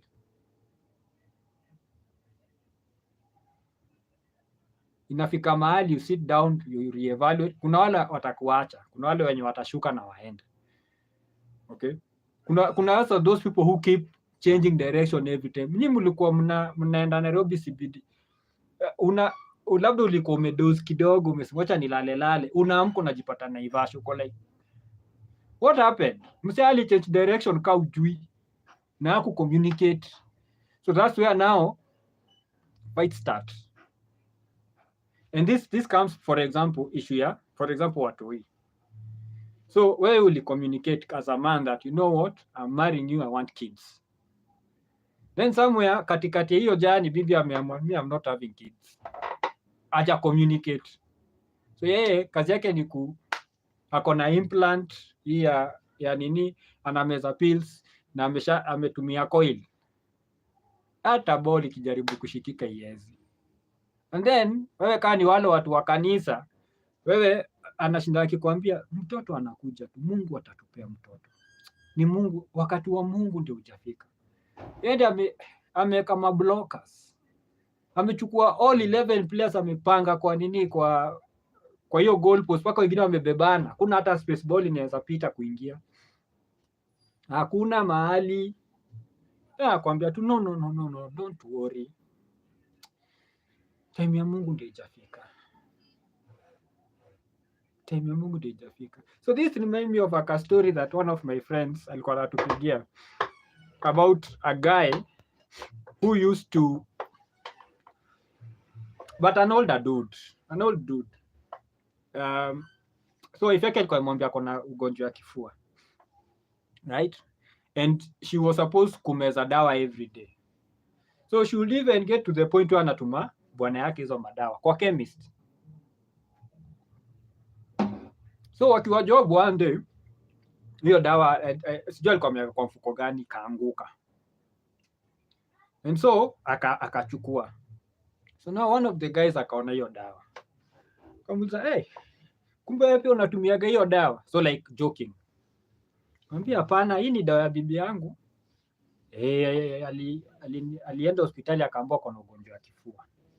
Na anamezaga hizi dawa kila siku. Sasa ilikuwa imeisha ama ilikuwa inaisha, akanituma nitampelekea jioni, ataanza kumeza kesho. So the guys watu wakaangaliana like, tunajua hii dawa.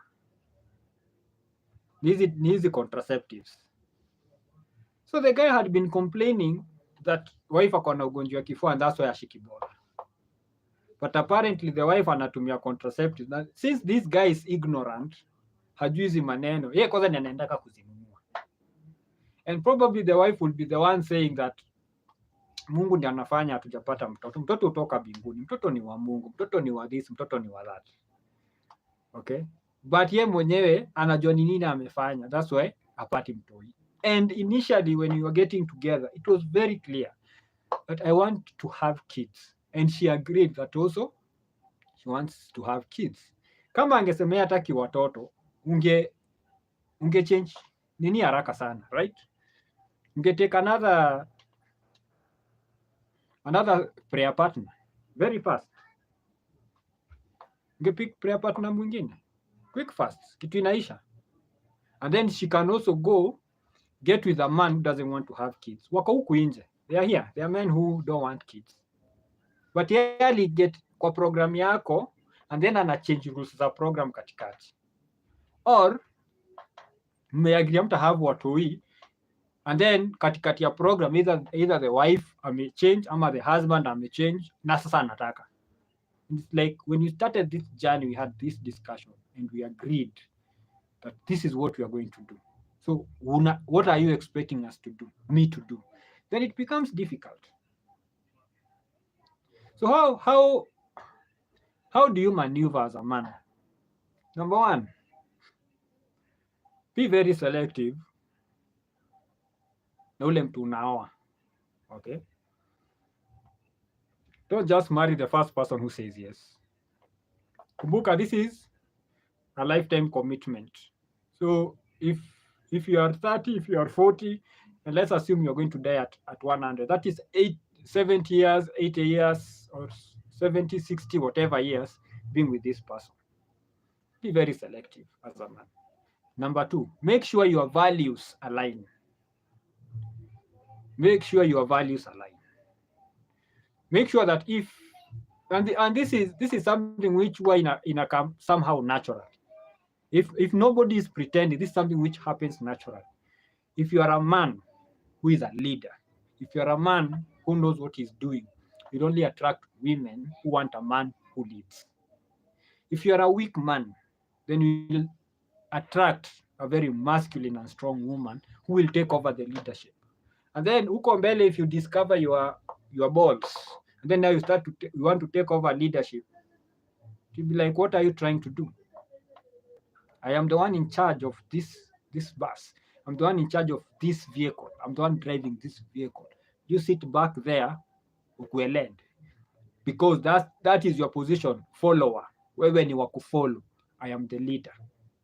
But if you are a man who is a leader, then the wife will always follow. But if wewe ni wa kufuata, then you are going to get with these strong women who lead, because wewe uko incapable of doing that. So know you, and you can't be weak and you want to lead. Una lead nani with your weakness, and that weakness huwezi feature. You can't. Huwezi feature. Leaders hata wakikosa kusimama waseme mimi ni leader, just the way they express themselves, hata kama hataongea. You see, there are those people who have this vibe around them. They get into a room and even without saying a word, they become the center of attention. Without even hawakuja na drama, they just quietly got into a room and they have this thing where everybody gravitates towards them. Some people have that. Some people have to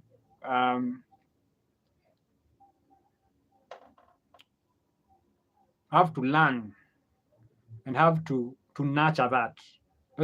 Grow. Those are some things you can learn to do in terms of self-confidence, and it is just something you learn. And this is something which our fathers are supposed to be the ones teaching us men how to do that. Because you remember, if you are raised in a house with a father and a mother and a strong man for that matter, is every time he got into the house, the dynamics of the room changed. Haimaanishi ati alikuwa those people who are violent or those people who when they come in everybody runs. No. Maybe alikuwa a very nice person, you chat, you talk, you laugh, nini, but every time he gets into the room, the dynamics change. Even the kids know the man is in the house. Mwanaume wa nyumba ameingia. Not because ameingia akipigana or anything, just the fact that amefika. Everything changes in that room. Okay. Kama watoto walikuwa narukaruka juu ya meza, all of them sit down and get calm. The man is in the house. Okay. So as a man, number one, you need to be very sure. No, usingoje, don't let women dictate to you what kind of a man you are. Know who you are.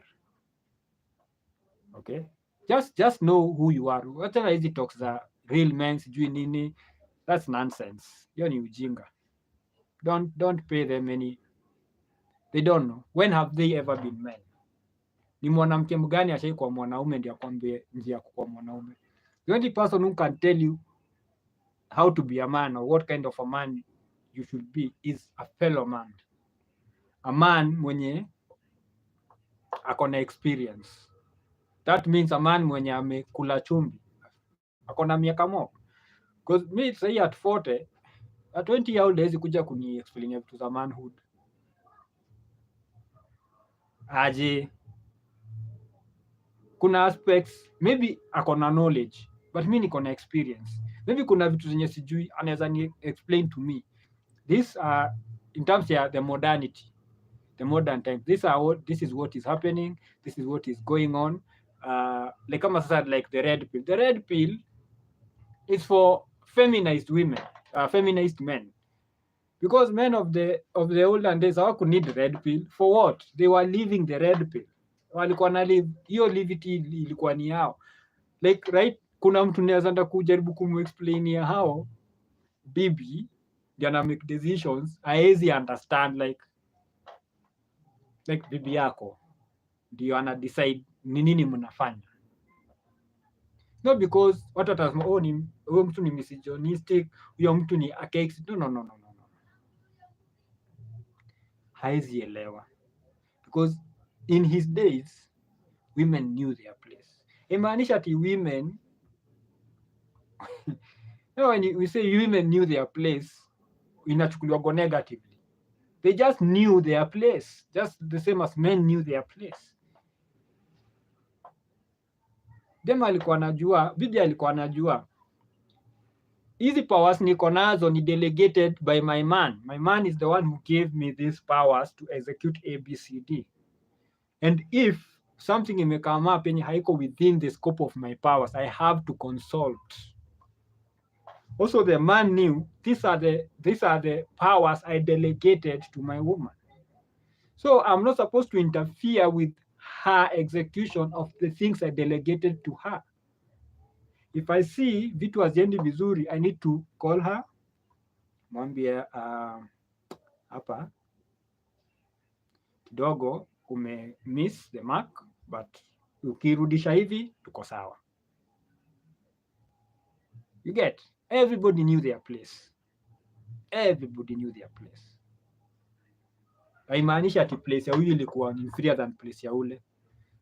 We have a lot of things to do, and one person cannot do them all. So delegate. Even children were delegated some powers to them by the wife. So wazi ana delegate ya powers, bibi ana delegate ya powers watoto. So haziwezi kuja kuanza kuingilia stories za watoto. Hiyo bibi ndio supervisor huko. So if watoto wana mess, anaenda kwa supervisor wao anawaambia na fulani venye anafanya inifurahishi. Si imaanisha ati story ya discipline or anything. Maybe kuna some roles they were supposed to undertake, and maybe the man feels that hizo roles wamepewa they are too much for them. For example, if you have a 10-year-old, if yeye ndiye anapika kwa hiyo nyumba, you are like, why is my 10-year-old cooking? And you are here. Unless unamfunza.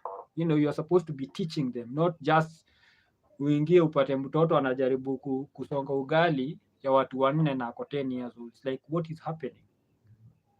I need to understand. You need to explain that to me. This is your role. Why would you delegate that? Or maybe unakuta bibi anaosha vyombo and you have a 10, 12-year-old hapo. It's like, mbona unaosha vyombo na huyu ako hapa? You need to understand. Because now by that time, anafaa kwa sha delegate some of those things. Okay? So, men, how do you maneuver? Tukumbuke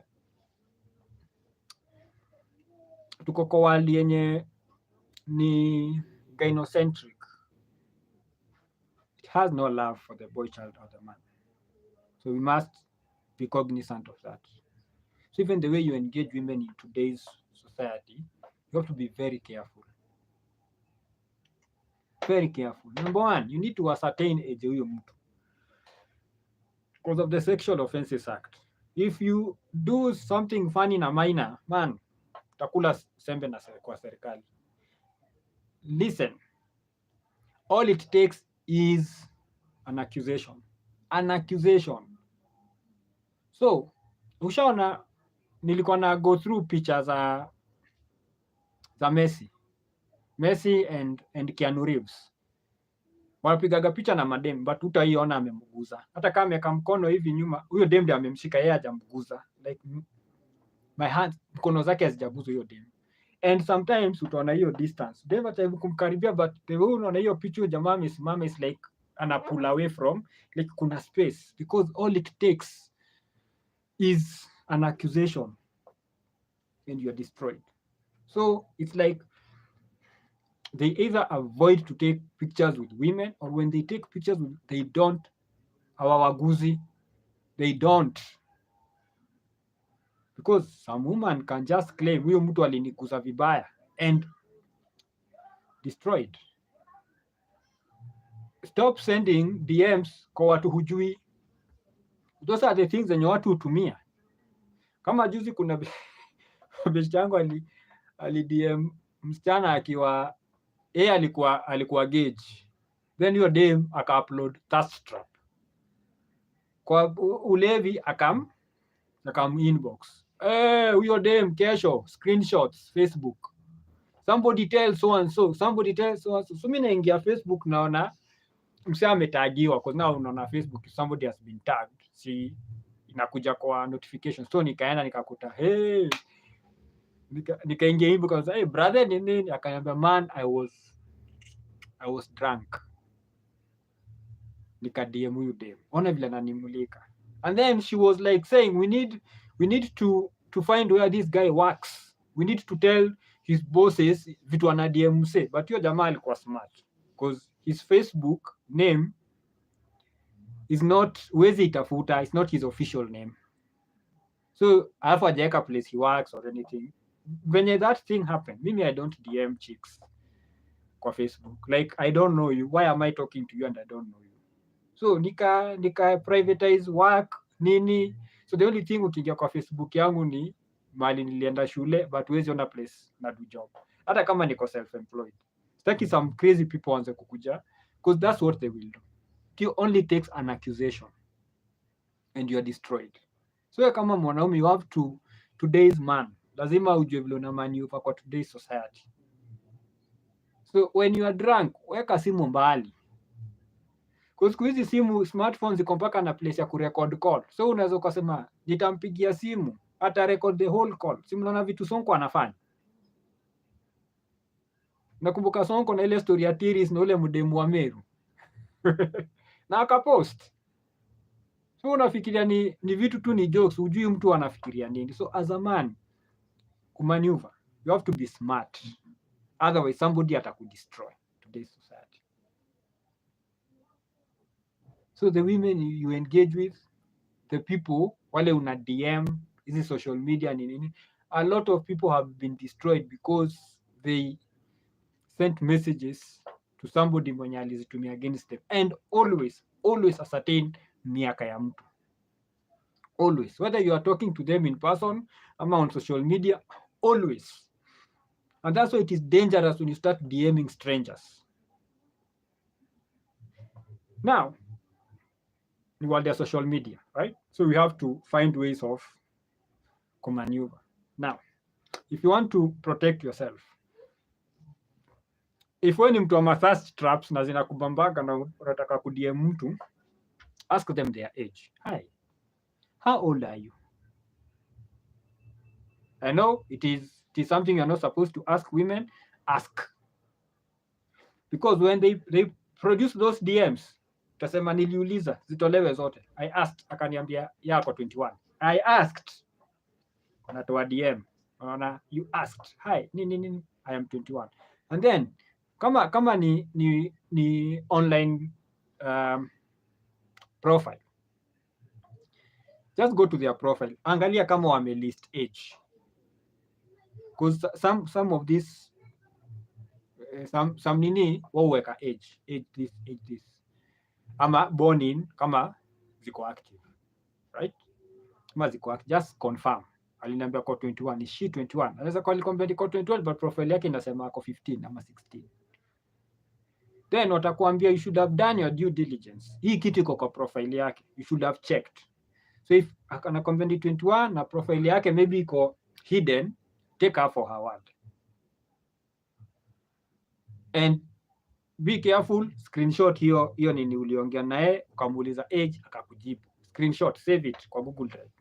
You never know. Tomorrow unaweza pata scandal that this person has been chatting up, grooming, vitu kama hizo. Then wewe unakuja unasema no. Me I asked because mimi ni msena heshimu age za watu, niliuliza akaniambia kwa 21. Here is the proof. Then now at least for that you are safe because you asked.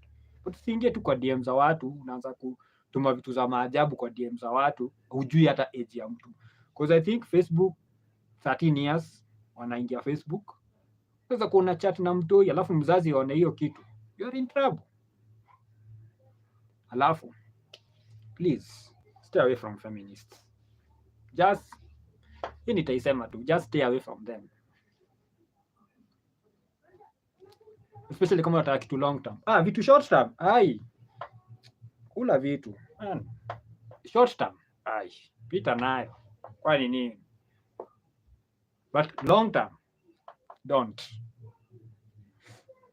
because feminists wana believe gari iko na dereva wawili na wote wako kwa steering na wote ndio wanaendesha gari. Gari haiwezi endeshwa na dereva wawili at the same time. So already too from the get go you are effed if you get with that person for the long term. Gari iko na dereva mmoja, either wewe ama yeye, but it can't be wewe na yeye, can't. Hiyo a recipe for disaster. Hakuna malio gari inaenda. So achana na feminists, na wasikudanganya ati umepata kenyeji ushago fikira tu si feminists. Get to understand what they believe in. So hizi vitu za before you commit. Mwanaume also don't have a child na mtu mwenye ujawa. Don't have a child na mtu mwenye ujawa. So that means wewe kama mwanaume, as long as you are not married, weka condom, weka mpangoni. Hii hakuna ati story ati vitu mbili. Condom mpangoni. And usiache hapo kwa dustbin, ifunge uende nayo kwa dispose huko mbali. Ama kama wewe ni mko kwa apartments or where you don't care, you can flush it. But you know when you flush it, zingine huwa zinarudi ama zina cause blockage or whatever. So the best bet ni wrap it vizuri, beba, go dispose it yourself. Because they are crazy people. Hii story moja ama mbili tumesikia people who went kwa trash wakachukua semen wakaji-impregnate. Juzi tu Drake alikuwa na scandal where dem yeye alimaliza na shughuli akaenda kwa nini akatoa CD uzuri akaweka hot sauce hapo ndani. Dem akaenda akachukua akajaribu kujiwekea, and you know hot sauce hapo kwa pudesh. So the last time I checked your story, the chick was trying to sue Drake. Those were a millionaire who was forced to pay child support.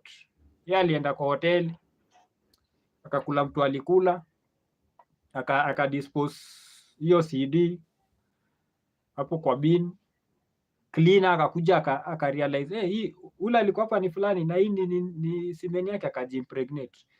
Jamaa akakuwa ordered kulipa child support, mtu mwenye alijimpregnate na simeni yako. So like I say, this is a gynocentric society, so be careful. Don't have a child before you marry anyone. Pate mtu ina mtu mwenye ujawa. Okay, have a purpose. Like nilianza tu before, mwanaume lazima akwe na mahali anaenda. Jua unaenda wapi, najua route yenye unatake, know where you are going and the route you are taking, so that dem akiingia kwa life yako unamuexplainia tunaenda Nairobi na tunatumia ile route ya Mombasa road. Simple. Tunaenda Nairobi tunatumia route ya Waiyaki way. Tunaenda Nairobi na tunatumia super highway. So kama hiyo si route anataka kuenda, ajichuje mapema, but that's where we are going, that's the route we are taking. Okay, so be a man. Hizi ni how to maneuver manhood kwa modern society. Be a man. Usikuwe afraid of being a man. A man is supposed to be dangerous. A man is supposed to be dangerous. But a man is also supposed to be peaceful kwa hiyo society. Okay. You have the capacity of causing pain, but you choose not to. Because there is a time when that capacity for causing pain will be called upon. Kwa life yako ya wanaume. Give me a second, I take. Maji imeisha. And nasikia. Sawa, 1 second.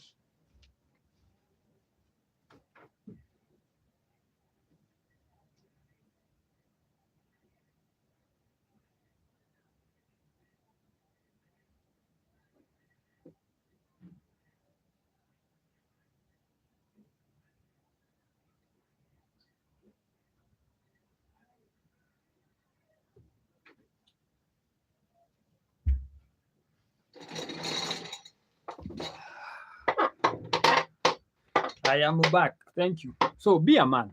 Be dangerous. Like I said, back in the day, a man was owned by his community. So your life belongs to the community. There's a time when you need to fight for your community, for your family, for your kids. There's a time when you need to hurt people so that you can protect the people you love. So you have to have that capacity of hurting people. And if you have that capacity of hurting people, you'll find that a lot of people don't mess with you to put you in the situation where you have to hurt them, because they know a hurting is coming. But if you are a weak man, then people will be playing with your family left, right, and center. Your wife will be playing with you. Cheza na akili yako. You are a weak man. Meek. Huyo hakuna kitu anaweza fanya. But if she knows that you have the capacity to cause extreme hurt, extreme injury, but you just choose not to, kuna waga na kaheshima kana kuwaga hapo. So be a man. Okay? Hii modern world inakuonyesha vile you're supposed to be weak, you're supposed to be meek, you're not supposed. No. Have that capacity. Say Ukraine, when Russia started their special operation, they called on every man come and fight. Si wanaume wengine walikuwa wanashikwa huko kwa bodo, wakitoroka wanarudishwa, wanapatiwa bunduki, go and fight. So wewe unakimbia wapi? Na wengine wako huko kwa frontline wakikufa. So you have to be that guy. When you are called upon to go cause damage, you are there, you go there and you do what you need to do to protect your people. So be a man. Na watu wasikuambie who is a man. Other men should be the ones telling you what a man is, not women, not this society. This society does not even know what manhood is. Simple. Ya mwisho, take care of your mental health. Sawa? It's very important. A man's supposed to be logical. Don't be emotional. I'm not saying that you're not supposed to have emotions, but just don't be emotional. Don't be making decisions based on emotions. That's inakuja kwa being a man. Be logical. Let me tell you a secret. A man in his square, in his space of manhood, is very happy. A man with his manhood challenges has minimum mental health issues. Okay? Because he is in his space. That's where he's supposed to be. Strong, dependable, provider. Mwanaume anaamka ngware anarudi jioni. That is his space. A man feels good when he's taking care of his people. When the wife is happy, when the kids wako shule wanakula vizuri. A man gets into the house anakuta, kids are not crying because of hunger. He's good because he derives his joy from the happiness of his family. That does not mean that mwanaume ajiue, because some women have these weird expectations. That's why I said you are the one who should be the one knowing where you are going and the speed you're taking. So when unafaa kujua when familia yako iko mahali inafaa kukua. Because women will always have these expectations iko huko juu. Children will always want bicycles and tricycles and the latest fashion and kuenda sijui wapi. And as the man of the house, bibi anataka sijui kuvaa which cloth, sijui kuenda wapi, sijui Mombasa, mwende sijui kufanya nini. Mnunue sijui fridge gani. No. Wewe kama mwanaume ndio una decide where your family should be. And if iko mahali inafaa kukua, hizi pressure zingine zinakuja tu zikipita. The only thing yenye itakupatia challenge is if you know your family is supposed to be somewhere na haujafikia. But that is good because inakufanya inakuchangamsha. That's why unaonaga kwa organization when you sit and you do a review. So this is where we are, but we are supposed to be there. Why are we not there yet? What are the challenges? So una review maybe your process, una review what you have been doing, una review a lot of things, and you start making changes so that you can achieve what you need to achieve. So that is good stress. Hiyo ni kitu ya kawaida. So you're not supposed to start deleting yourself because by 32 ulikuwa unafaa kuwa na gari na hauna. So you just sit and review. By the way, I don't have a car because I've been messing with these Boko Harams. These Boko Harams have been the one who are eating all my money. So now if I remove the Boko Harams, I'm good.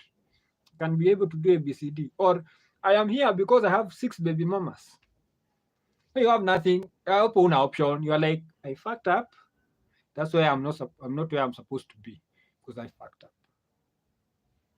Umeshafanya a very clear review. Usha decide. So your mental health. A man, when you stop a man from being a man, that's when his mental health just goes crazy. When you try to feminize boys, is when now boys start having problems because they don't fit kwa hiyo kiatu unawaeka. Our feet. And no matter what they try to do, wanapata wanafanya all the wrong things. Why? Because that's not where they're supposed to be. I have 2 sons. The kind of games they play huku nje. I have 2 sons and a daughter. The kind of games the sons play and the kind of games the daughter plays are 2 different games. My sons wako huko wakipigana mateke, wakicheza ball, wakikimbizana, wakirushiana mawe and stuff. Daughter amechill tu mahali. Ataenda huko ajaribu kupigana mateke, apigwe teke 2. Hiyo game hii staki. Hii siwezi.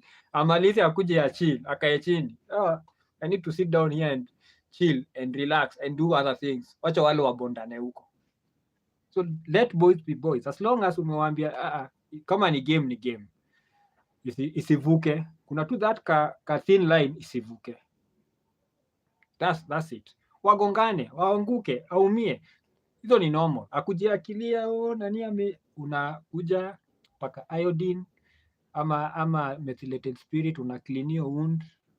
Kama ni place ina bleed, unaweza ukaweka band-aid hapo, bas ataka hapo 5 minutes, the other one akoko tena akirukaruka, you can't do anything.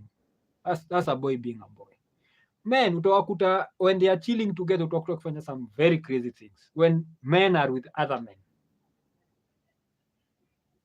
we go crazy. Testosterone inatusumbuaga.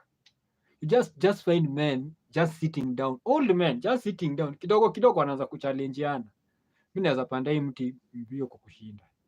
Very very crazy thing. And the rest of the men are like, oh, huwezi panda mti kushinda. Huyu msali alikuwa anapanda kidogo kidogo. Old men wanapanda miti. And then if you are just there, you just think, oh, this man, what is wrong with this man? No. Let men be men. They'll be very happy. Men can just sit mahali with their drinks and not talking for 2 hours. Anakunywa tu quietly. Not like wamekasirikiana or anything, wamechill tu, wakiangalia environment. Kunywa tu quietly, hawana stress, hawana story, wamenyamaza tu. Kidogo kidogo tu tunahaga imepita, wameangalia, waangaliane, kwa cheers na waendelee wako kwa space yao. Allow men to be men. So for your mental health as a man, you need to be a man. Usiingie kwa hii trap ya be vulnerable. A man is not supposed to be vulnerable. Wacha wanawake wakuwe vulnerable. A vulnerable man is a weak man. I'm not saying that don't communicate when you are in trouble, but know who you are communicating to and what you are communicating and how you are communicating. Because if the solution is worse than the problem, or if the solution is going to make the problem worse, why is it a solution? Men are supposed to be the ones solving issues. When the man is in trouble and he can't solve a problem, then that's a big problem also to him. Not only to him, but also to other people around him.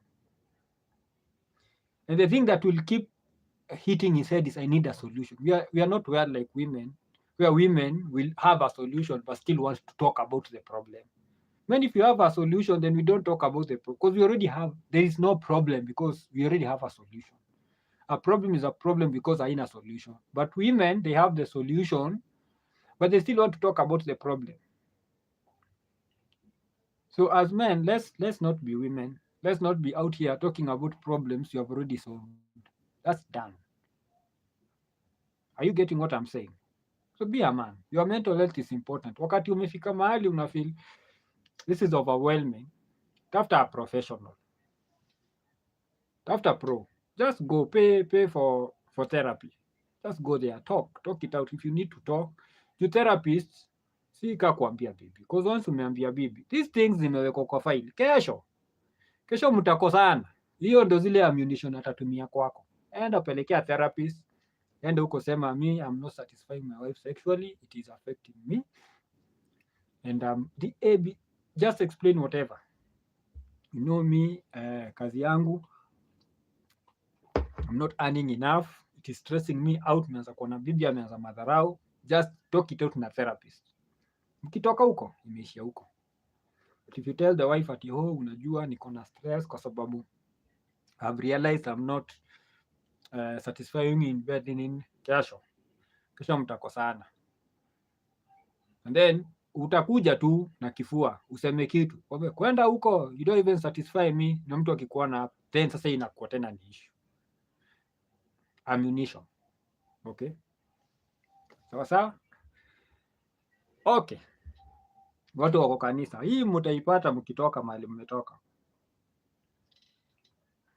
And also kama mnataka ni change time ya kufanya hii stream, comment, sema the best time mahali uko free, hauna speed, kwa Sunday ni siku ya kuchill. Wengine wameenda kupeleka familia mahali, because maybe uko hapo the whole week. Wengine wako kanisa. It's all good. Now, romantic relationships with a modern woman. Ni tricky. hii nishapitisha hapo mbele but nataka kuguzia tu polepole. Yani mimi ungeniuliza like 4-5 years ago if tungefika mahali penye people will be wangekuwa nashindwa kujibu the question what is a woman, mimi tunacheka. Because now Africa, America, like juzi nilikuwa na watch some clip where a woman who works for an organization that has woman in its name could not define what a woman is. She'd say, I am a woman, but the question is, what is that?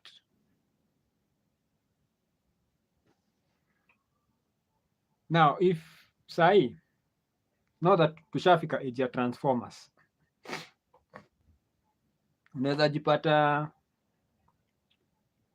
umewa mtu, and this sana is because of people like my son and young men who are still waiting, who are saying, okay, I'm building myself and I'm giving myself 10 years of building myself, and then I'm going to look for a woman to marry and settle with. Kumbuka, right now, they are confused boys who are being told by their mothers and their weak fathers that the only way to solve their mental health issues is to transition to become women. So now, 10 years down the line, when you are ready to get married, you might find yourself with this woman, and then uanze kushinda, why are we not getting kids? Why are we not? What is the problem? Wewe unaenda huko, sperm count iko sawa, bibi yako anaenda huko, but since sahi kila mtu ameanza kukua woke, so like the doctor will not tell you you married a man, you married a male. Takwambia tu this woman cannot have kids. Woman. So now, don't take everything you see kwa face value. A young son, I have a 10-year-old, the oldest son ako 10, like 11. So when he gets a bit older, when we're having the bees and the whatever talk, nitamwambia, when you get to a point where you want to engage a woman, the question to ask is, were you born female? Simple. Simuze kama any dem, were you born female? We have a lot of confused men out here with vaginas. Hapo ndo tumefika. Okay. Also, it is okay to have a preference. It is okay to have a preference. You can have a preference on body size, weight, height, complexion, behavior. It's okay to have a preference. Don't let these women shame you into dating them. If you don't want an old woman, tell that old woman, mi sitaki mnyanye, natafuta msichana mdogo, sitaki mnyanye, I'm looking for a younger woman. Okay, as long as msichana ako legal age, good to go. Yesi kama mwanaume uko 40, 60, 90, 100, it's okay for you to have a preference. Wache ku shame you. Sign language sahi hakuna mahali inaenda. Let not shame you or guilt you into anything. It's okay for you to have a preference. This is to you men. Like I said, usipate mtoto na mtu mwenye ujaoa. Because now kama wewe ulienda kumwagia mtu mwenye si marriage material kwako, wewe oa huyo msichana. Because now it's not for you, it's for the kid. You made a decision, weka mtu mzima. Let that decision define you. So don't have kids with women you are not married to.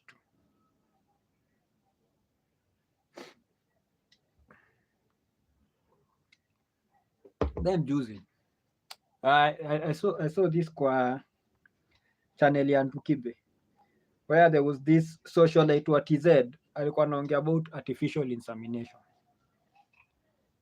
and saying that she got to an age mahali penye alirealize anataka mtoto but hana mse mwenye anaweza pata mtoto naye, so akaenda kanunua sperm. It's okay if that's what you want to do.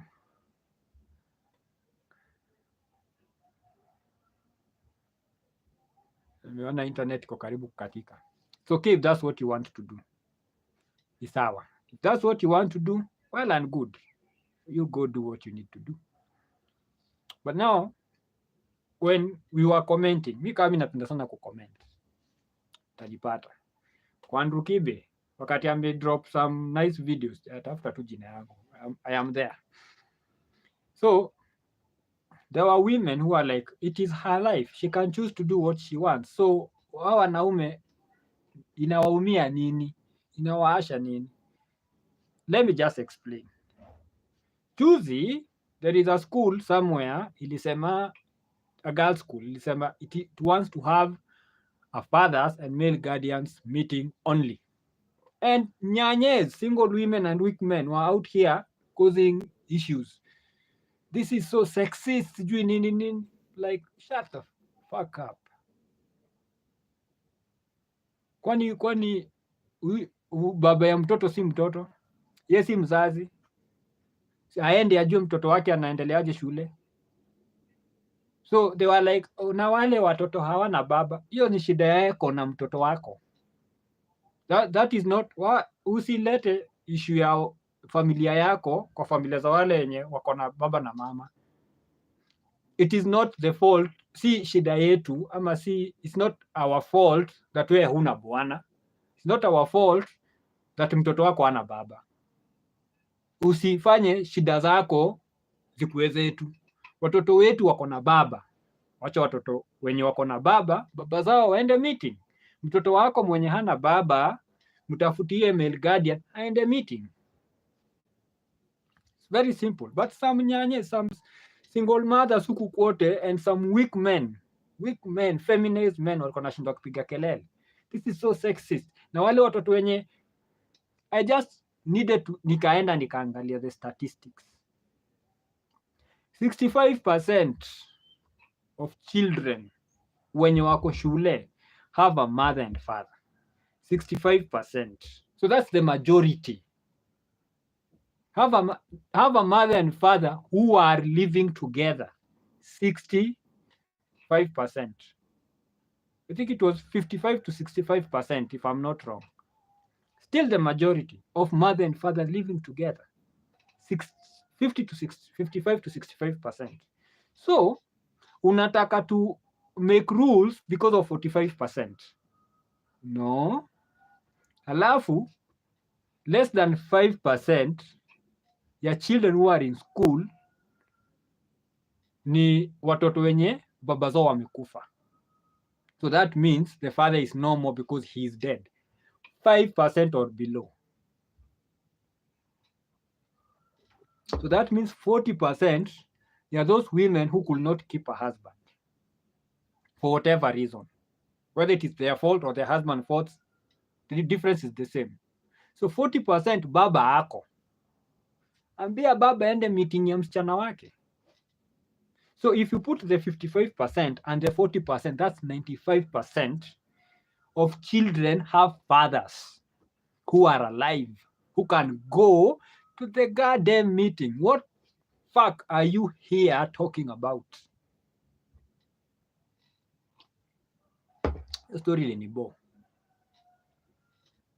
So now, mimi nikose kwenda meeting ya daughter wangu because you could not keep a man in your house. That's not my problem. Hiyo ni shida yako. Go hire a man.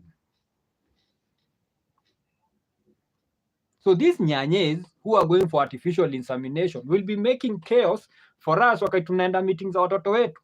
That is where we are coming from. Hatutaki ujinga. Wewe ulienda ukachukua sperm ya some random guy ukajiinseminate, alafu sasa mtoto wako amepatiwa barua, baba akuje meeting, unaanza kwenda social media kuongea utoto and causing it to be like a big deal because you could not keep a man, you could not get yourself a man. That's a you problem. That is a you problem. So every time wewe una choose kukuwa single mother, inatu affect sisi wale ambaye tumechoose kukaa kwa marriages zetu. Because way down the line, we will be taking care of you and your child. Mtoto wako ataanza kutunyonga hapa kutumag. We are having problems. You man who choose to walk away from your child, you're causing problems for us and our children, because now mtoto wako ataanza kutunyonga, mtoto wako ataanza kutufanyia neighborhood yetu yache ikuwe unsafe. Just go look at the statistics. I mean, numbers don't lie. Just go aende uangalie statistics za the juvenile system, justice system. Uangalie most of the kids wale wenye wako kwa hiyo system ni wale wamerizwa na their grandparents, ni wale wenye wamerizwa na single parents. So wewe mwanaume, that's when nimesema usipeane ball kwa mwanamke ujaoa. And if for whatever reason umekosana na bibi yako, stay in your child's life. Then unaona statistics ya single motherhood inapanda. Nilisoma when I was trying to find these numbers how many single parents do we have. This is how they have changed even what a single parent is. A single parent is someone who is raising a child on their own. For example, hata kama umeoa ama umeolewa na bwana yako anafanya kazi mbali na nyumbani, bado wewe ni bibi yake, haja kuacha, but anako mbali na familia, wewe pia ni single parent. Then I was like, what do you mean? What do you mean? This person is married, ako na bwana, the husband communicates, if kuna issue ataitwa, atakuja nyumbani. What do you mean? Just that life imefanyia mwanaume hayuko karibu na familia yake. How do you call that a single parent? Aje? But that's what they wanna classify. That's why unaona these numbers keep rising up, because technically that means bibi yangu ni single parent, because I work far from home. I only come nyumbani over the weekend. So does that mean that watoto wangu wanarizwa na single parent? So that was like So even these definitions wanabadilisha, and that's why you see numbers, crazy numbers. You're like, what happened? But towns are worst hit, because right now like 36%, Nairobi 36% ni female headed households.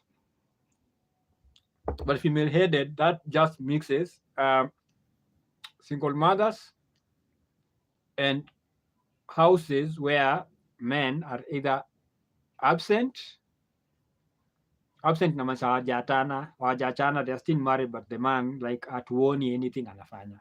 So absent fathers or absent husbands.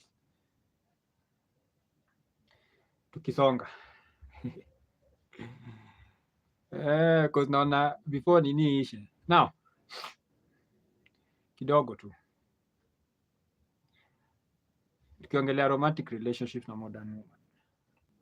So Maju,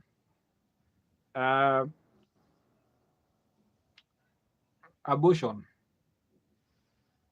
the Supreme Court ya US ilirudisha issue ya abortion to the states, but people are not being honest. Wanasema story ya abortion sijui ilifanyika, sijui it was overturned or something ama blocked. Niyo decision ilikuwa overturned. Roe v. Wade ilikuwa overturned, right? Because the judges walikaa chini wakaona, they used to say that abortion was a right, but wakaona I fall under any rights. Okay, kuna hiyo constitution na na hizo amendments and what. So after kuangalia wakaona the state needs to sort issue ya abortion, whether they legalize it in their state or not, how they want it to work. So now for the longest time, women have had the choice of whether to terminate pregnancy or not. Haiko inajalisha, the man never used to come into the picture. Whether it's your wife or your girlfriend, unaweza amka tu siku moja aende kwa clinic, terminate pregnancy na arudi. They never used to care about men. Like men, we don't care about you. However, if the woman decided to keep the child, the man was obligated to pay child support.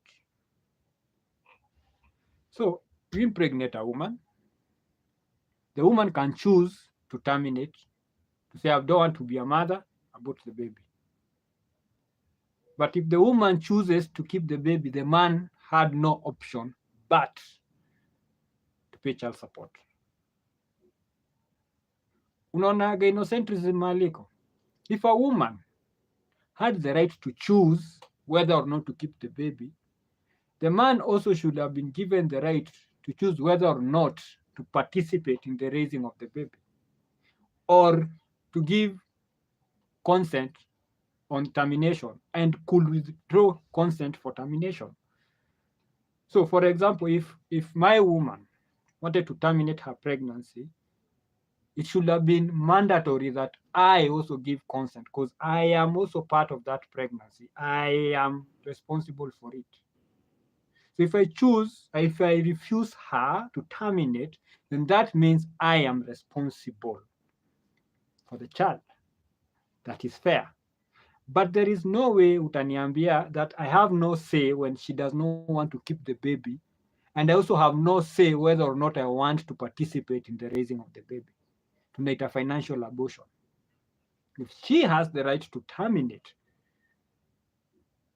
pregnancy, then I should have the right to terminate my obligations to her and the baby.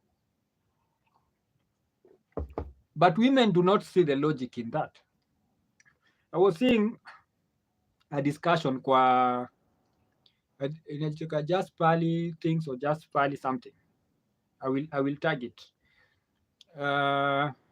Where there was like a 16-minute clip where she would ask, the host would ask this question: if a woman has the right to terminate pregnancy without the man's, like if she has the right to terminate pregnancy, doesn't the man also have the right to terminate his obligation to perform a financial abortion if the woman has the right to abort the child? Then the women in the panel will talk for minutes and minutes, and after the 16 minutes, they did not answer that question. They will just deflect. And so it's like, women, you have so many options. You have so many options about contraceptives na kila kitu. Then they are like, then the man also should not even have sex. But the question is, already we've had sex and you're pregnant. Tutoke mahali penye we should have done, or should have done this, should have done that. That is done. It's over. Tushapita hiyo. Tushakuja the next stage. You are pregnant. Do you have a right to terminate if you don't want to be a mother? Yes. So shouldn't a man also have the right to terminate his financial obligation if he doesn't want to be a father? That's why they are like, then he shouldn't have had sex. But that's after the fact. But then the host will also ask, but doesn't that also apply to you? You should also have had sex. Then they're like, yes, but. Why are you saying but? It's very simple. It's either the two of us are responsible for this pregnancy. So if we want to terminate, then let's terminate. Let's sit and agree. If I say I don't want to terminate, that means I have taken up the responsibility of fatherhood. Right? If you still want to terminate, and if I have no option, obligation, then I should also. You see, what is crazy is that she has a right to do what she wants without consulting me. And I can't terminate my obligations. I can't terminate. It should be like a man can also terminate his financial obligation without consulting the woman. But they don't want. That is when now the courts come in and say, sorry, it's for the benefit of the child. How was it the benefit of the child when you were terminating it? But now that she has decided to keep it, now we are looking at the benefit of the child. What craziness is this?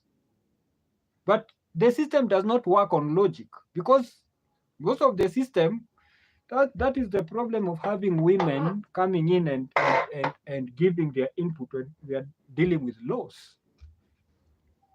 And I know people will start saying that that is misogynistic and sexist, but explain to me how this works. That she can do it without my consent. I am part of that pregnancy, but she can terminate it without my consent, even without my knowledge. But I can't terminate my obligations to her. It should go both ways. If we are saying this is an egalitarian society, that we are looking at gender equality, then it should be fair. That I don't even need to consult you. If I don't want to be part of the child, I don't want to be part, I don't even need to tell you. Just the same way that you don't need to tell me when you're going to terminate it. That makes logical sense. But people will be in their feelings when they come here, wasikinisema hizo vitu, watu watakuwa in their feelings. That's why we are that thing really pisses me off. Okay?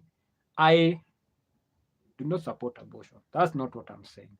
But what I'm saying is, if tumeshafika hapa where we are saying a woman has a right to terminate her pregnancy when she wants, then a man should also have the right to terminate his obligation when he wants. That is equality. So don't bring issue here, okay, what is good for the child? If we are looking at what is good for the child, killing the child is not good for the child. It is not. So already that argument gone. When you say that a woman has a right to terminate her pregnancy, that she has a right to kill her child, and then you come and say that it is for the good of the child, is it only for the good of the child when the man wants to terminate his obligations? That when a woman wants to terminate the pregnancy, it is still for the good of the child? What craziness is that? But tumetoka hapo. That is what young men you are dealing with, or you will deal with, because Kenya ina change. That's what my son will be dealing with. Okay. Now let's talk about divorce. Tunamarisia because naona internet iko karibu kuisha. Now kwa divorce, a man, kuna kitu inaitwa alimony. Alimony is what a man pays to his ex-wife so that she can continue living a comfortable lifestyle, because that's what the man introduced to her. This is how they justify alimony. Because child support, that one I agree with. Like if we divorce and you are the one with the kids, then I need to support my children, their education, their health, nini hizo vitu zote. Apologies, nimeshikwa na homa ya usiku. So this nose is itchy like an MF. Child support, I agree. Mtoto anafaa kusoma, mtoto anafaa kuishi as comfortable a life as possible, I agree. But here bibi na ni mtu mzima, alimony. This is how they justify it. That ulimzoesha a certain lifestyle, right? Alizoea kuishi certain neighborhoods. For example, kama mlikuwa mnaishi Buru in a 3-bedroom. Now that mko divorced, then she can't suddenly start living in Kibera because she broke. That she needs at least Kuje Umo, K-South, you know, some of this fancy, not so fancy, but at least lifestyle yake ja change sana. You know, Buru na Umo ziko tu hapo ni neighbors. Okay? So the man is supposed to support her kwa lifestyle yake. Kama alikuwa amezoea kuendaga vacation sijui wapi, the man is supposed to support hizo takataka zote. Why? Because when they were married, the woman was used to a certain lifestyle. Now, mi swali mi uliza ni, when they were married, the man was also used to a certain sex style, right? Because I niko married. If I want sex with my wife, she's going to oblige. But now that we are divorced, isn't she nasa kuongea Kijaluo? Isn't she also obligated? Isn't she also obligated to ensure that I maintain my sex style? I am maintaining her lifestyle. She should also maintain my sex style, because I am used. If we were having sex once a week, once a month, once every 6 months, she should make sure I am also sorted. That is on her, because I am paying for her lifestyle. She should also either make sure that she's the one coming over and sorting me out in terms of my sexual whatever, or she's paying somebody to come and do that for me. Fair is fair, sindio? It's either that ama story hadi mondi tufunge, because there are things nilikuwa nimezoea kufuliwa nguo, sahii anifuli. So if I am maintaining your lifestyle, make sure nguo zangu zimefuliwa, nguo zangu ziko ironed. I don't care wewe ishi mahali unaishi, mimi niishi mahali naishi. Come over the weekend, pick up clothes, ama naziaka kwa Uber, nazisend, unafua, unarudisha. Okay, I was used to eating. You are cooking. Make sure mimi nikiingia kwa nyumba yangu nimepata chakula. Also maintain my lifestyle. Kuna lifestyle nilikuwa nimezoea. I am maintaining yours. Maintain mine. But most importantly, maintain my sex style. Kufua naweza jifulia. Kupika naweza jipikia. But ngono kante. Hiyo fair is fair, si ndio? Right, nikaa ni funny. Si funny because if the justification is wewe ulikuwa umezoea lifestyle fulani, mimi pia kuna vitu nilikuwa nimezoea kwa hiyo marriage. Let's pay. Fair is fair.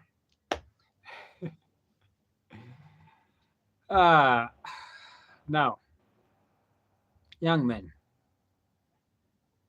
mko na kaujeuri fulani, mko na arrogance fulani mko nayo.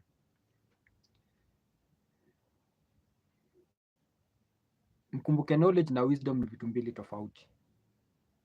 You might have a lot of knowledge, hatuwezi kuwa na wisdom kushinda an elderly man, another man. There are things huyo mwanaume mzee ameona. Haijalishi kama yeye ni mlevi, kama yeye ni drug addict, kama yeye ni ijalishi. Kuna vitu ameona zenye hujaona. Tuache arrogance.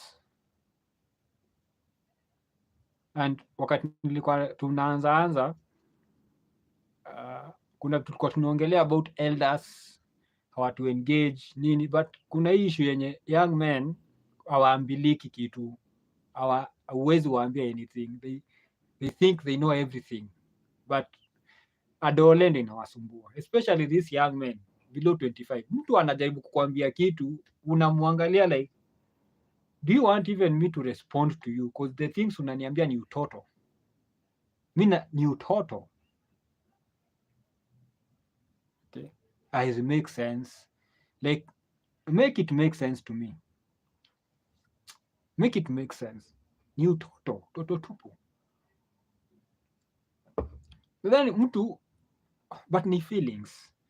Young men wa siku hizi being raised by a society that feminized. Ni feelings.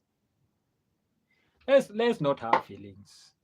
Sit down with an elderly man or a man who has a different perspective from you. Hata kama mko same age. Have a discussion, dialogue. And I was having this discussion and we were just talking somewhere. Most we are dating. And somebody akajaribu kuleta this thing that I have different experience. How is that a justification for anything?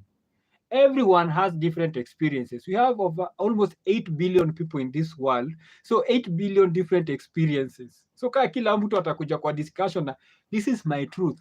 This is what I feel. Those are just feelings and your truths.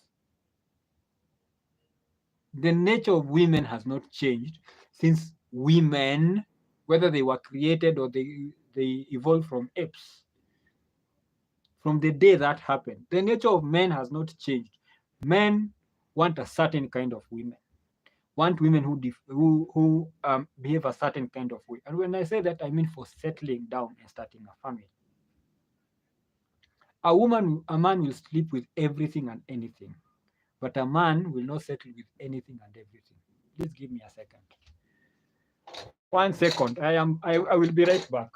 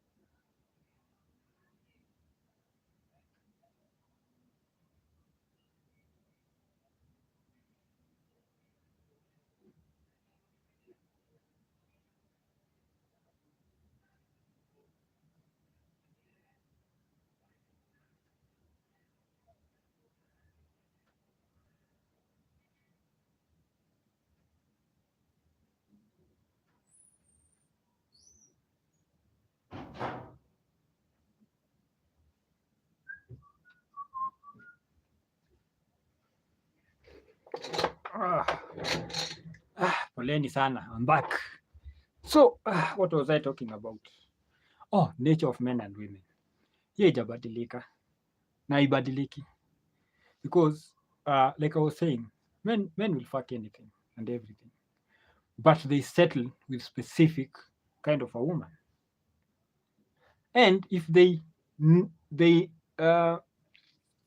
wanatoka kidogo hapo, causes problems for them. And when I say men, I mean the majority of them, not every one of them, because young people have this thing of it has to be 100%. But the exception does not disprove the rule. Okay, if 8 people out of 10 do this thing, does not mean that the 2 people are doing it different. Just because they are different does not mean that the 8 people doing it are wrong. Just mean these 2 people, because hatufanani, they are just people who are wako kwa fringe. Angalia, everyone mwenye alioa socialite divorced. Niambie mtu mmoja mwenye amemari socialite mwenye ako married sahi, married a socialite and they are now 20, 30, 40 years married, happy, wako na watoto nini, she is no longer socialite, she became a wife and everything. No one. So what makes you think that wewe ni different? Oh, I have a different experience. Go sit down, ndo katolewe pampas huko. Nonsense, because hiyo ni utoto.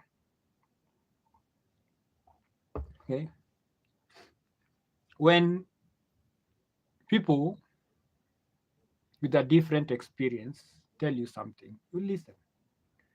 Those people, when they want to engage anyone, the 2 who are different, if they want to engage anyone out of the 8, they should be listened to.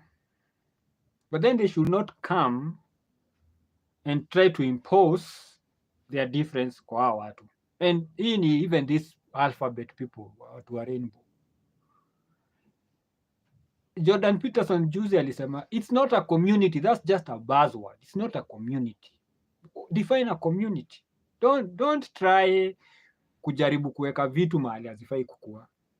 Wewe ni mtu mzima, do you, but do not try and come and pretend that what you're doing is what is supposed to be done. Una processes zenye huwa zinafuatwa, right? I know fringe saa zingine inakuwa na benefit, that's why it's okay when you have people at the fringe, okay?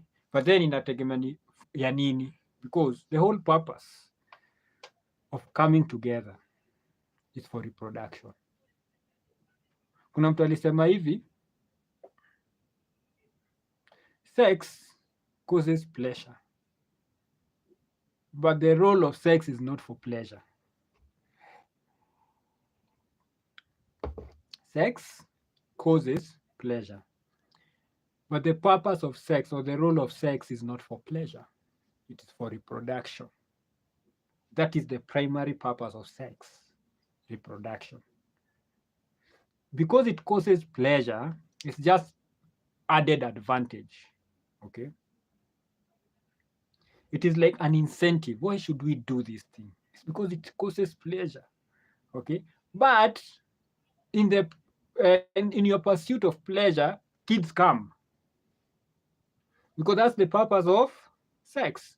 And that's why issue kama abortion should not even be part of the discussion, unless this is a person who was raped, okay?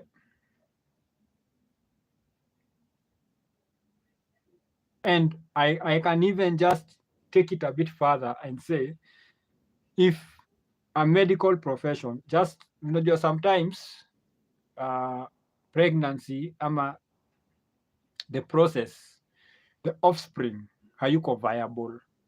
When I mean viability, I don't mean ni mdogo, I just mean maybe wakati alikuwa na develop some nini were not triggered. There is no need wewe uzae mtoto mwenye ana heart. No, huyo mtoto ataishiaje? So for the benefit of that offspring, I can even go further and say, and because huyu offspring, for example, hajadevelop, maybe brain yake hajadevelop vizuri, so atakuwa na challenges za life yake. Or some people unaona wengine, yani they are born with these disabilities which are very which guarantee a life of suffering for that child. I don't think it is fair even for the child to be born so that they can suffer. No. But you don't terminate a child because it is inconveniencing for you. Because you are irresponsible, now you want to terminate a life because it is convenient for you. It's because wewe ulichukulia sex purpose yake and pleasure. That's not the purpose of sex. Yes, that is something you get out of it, but that's not its purpose. Its purpose is to have children. And if you wanted to do it for pleasure, there are things you can do to guarantee. But if you are too lazy to do those things, lea. So young men,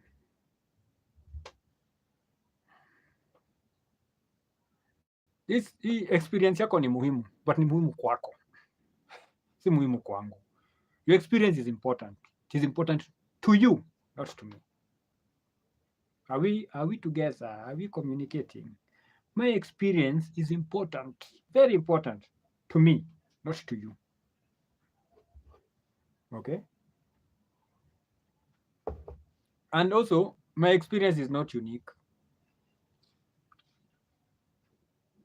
Hakuna mtu ako na unique experience.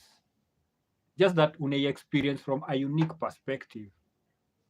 But it's not anything that can happen has already happened to somebody. Or it's already happening to somebody else. So, what makes you different? Tumemalizana na young men, tukuja kwa young women. Acheni ujeuri. You cannot survive without men. No matter what your peers tell you, no matter what the people who want to control you tell you, no matter, you can't survive without men. And now I know there are people who are like, what do you mean? I am alone. I am surviving. Now, do you know what I mean by cannot survive without men? Is, you see, natumia hii kikombe kunywa maji. Hiyo kikombe ilidesainiwa na mwanaume, ilitengenezwa na mwanaume. Hiyo maji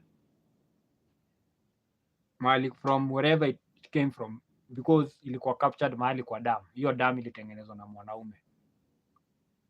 Mwanaume ndiye alikame up na ways of treating that water.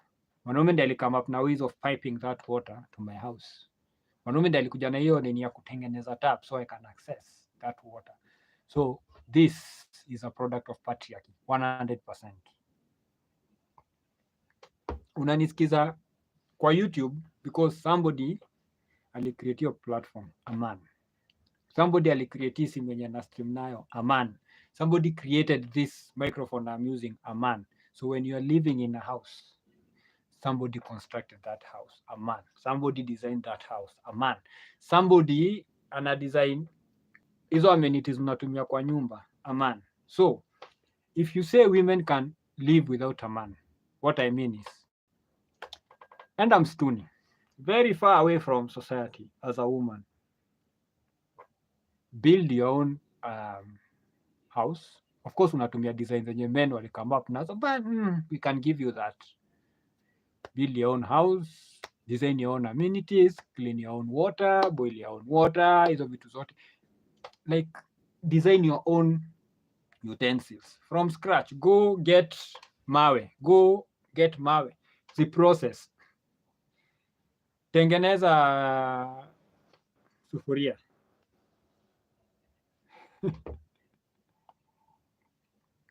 From hizo mawe umemain, tengeneza sufuria. Let's see how will you survive. Okay, you do need men. Sijaona mahali wanaume like a big movement that says I don't need no woman. Si mainstream, kuko kwa fringe, but women ndio wako na hii ushenzi ya I don't need no man. Hao ndio wako na hii ushenzi. Listen, you need men. Without men you don't survive. So punguzeni, tuache madhara ndogo ndogo. You are working. Work is a concept that men came up with. You are being paid. Payment is a concept that men came up with. You are being paid by money, a concept of men, a creation of men. You are driving a nice car created by men. So what do you mean you don't need no man? Tuache ujeuri, okay? We need each other, okay? Men need women because women, they wanna smoothen our rough edges, okay? Because we are very, what is the word? We are harsh. We are very sharp, okay? So you need a woman to come and smoothen those rough edges, and also to come and calm you down, you know, because mwanaume kichwa kama inaruka, the only person mwenye anaweza calm down ni them.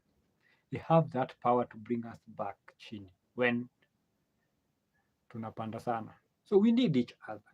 If it is only men in the world, we lose a lot of men before tufike equilibrium where tunaheshimiana, right? If it is 100% men, a lot of men will die before we get to a point where we are like, we need to stop this thing now because tukiendelea hivi, all of us are gone. Logic will come in, okay?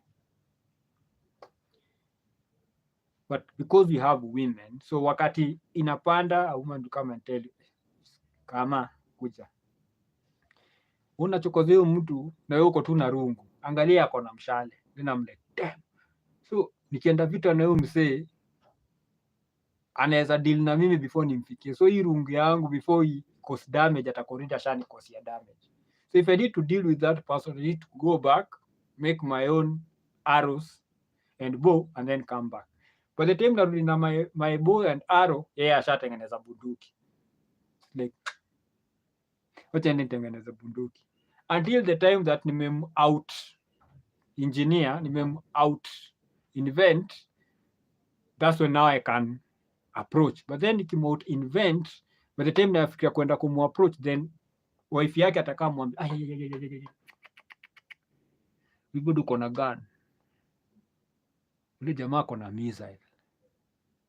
So by the time mnafikiria kuenda, by the time mnatishiana, atalipo hii place tukufe watu wengi zaidi. So you need to go back and out invent him.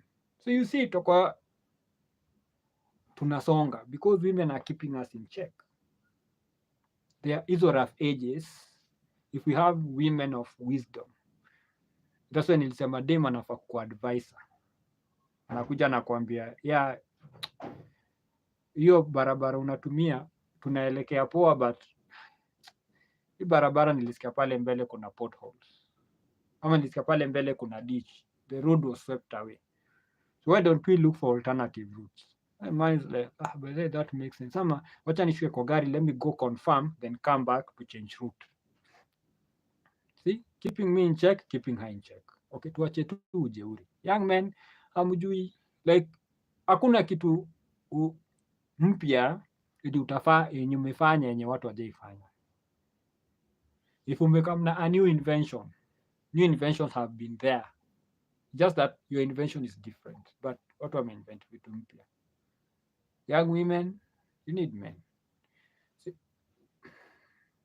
kama wewe ni Lebanese and then huko Mgwaruzane whatever, kama wewe ni Homo sapien and then huko mfanye whatever you are doing, but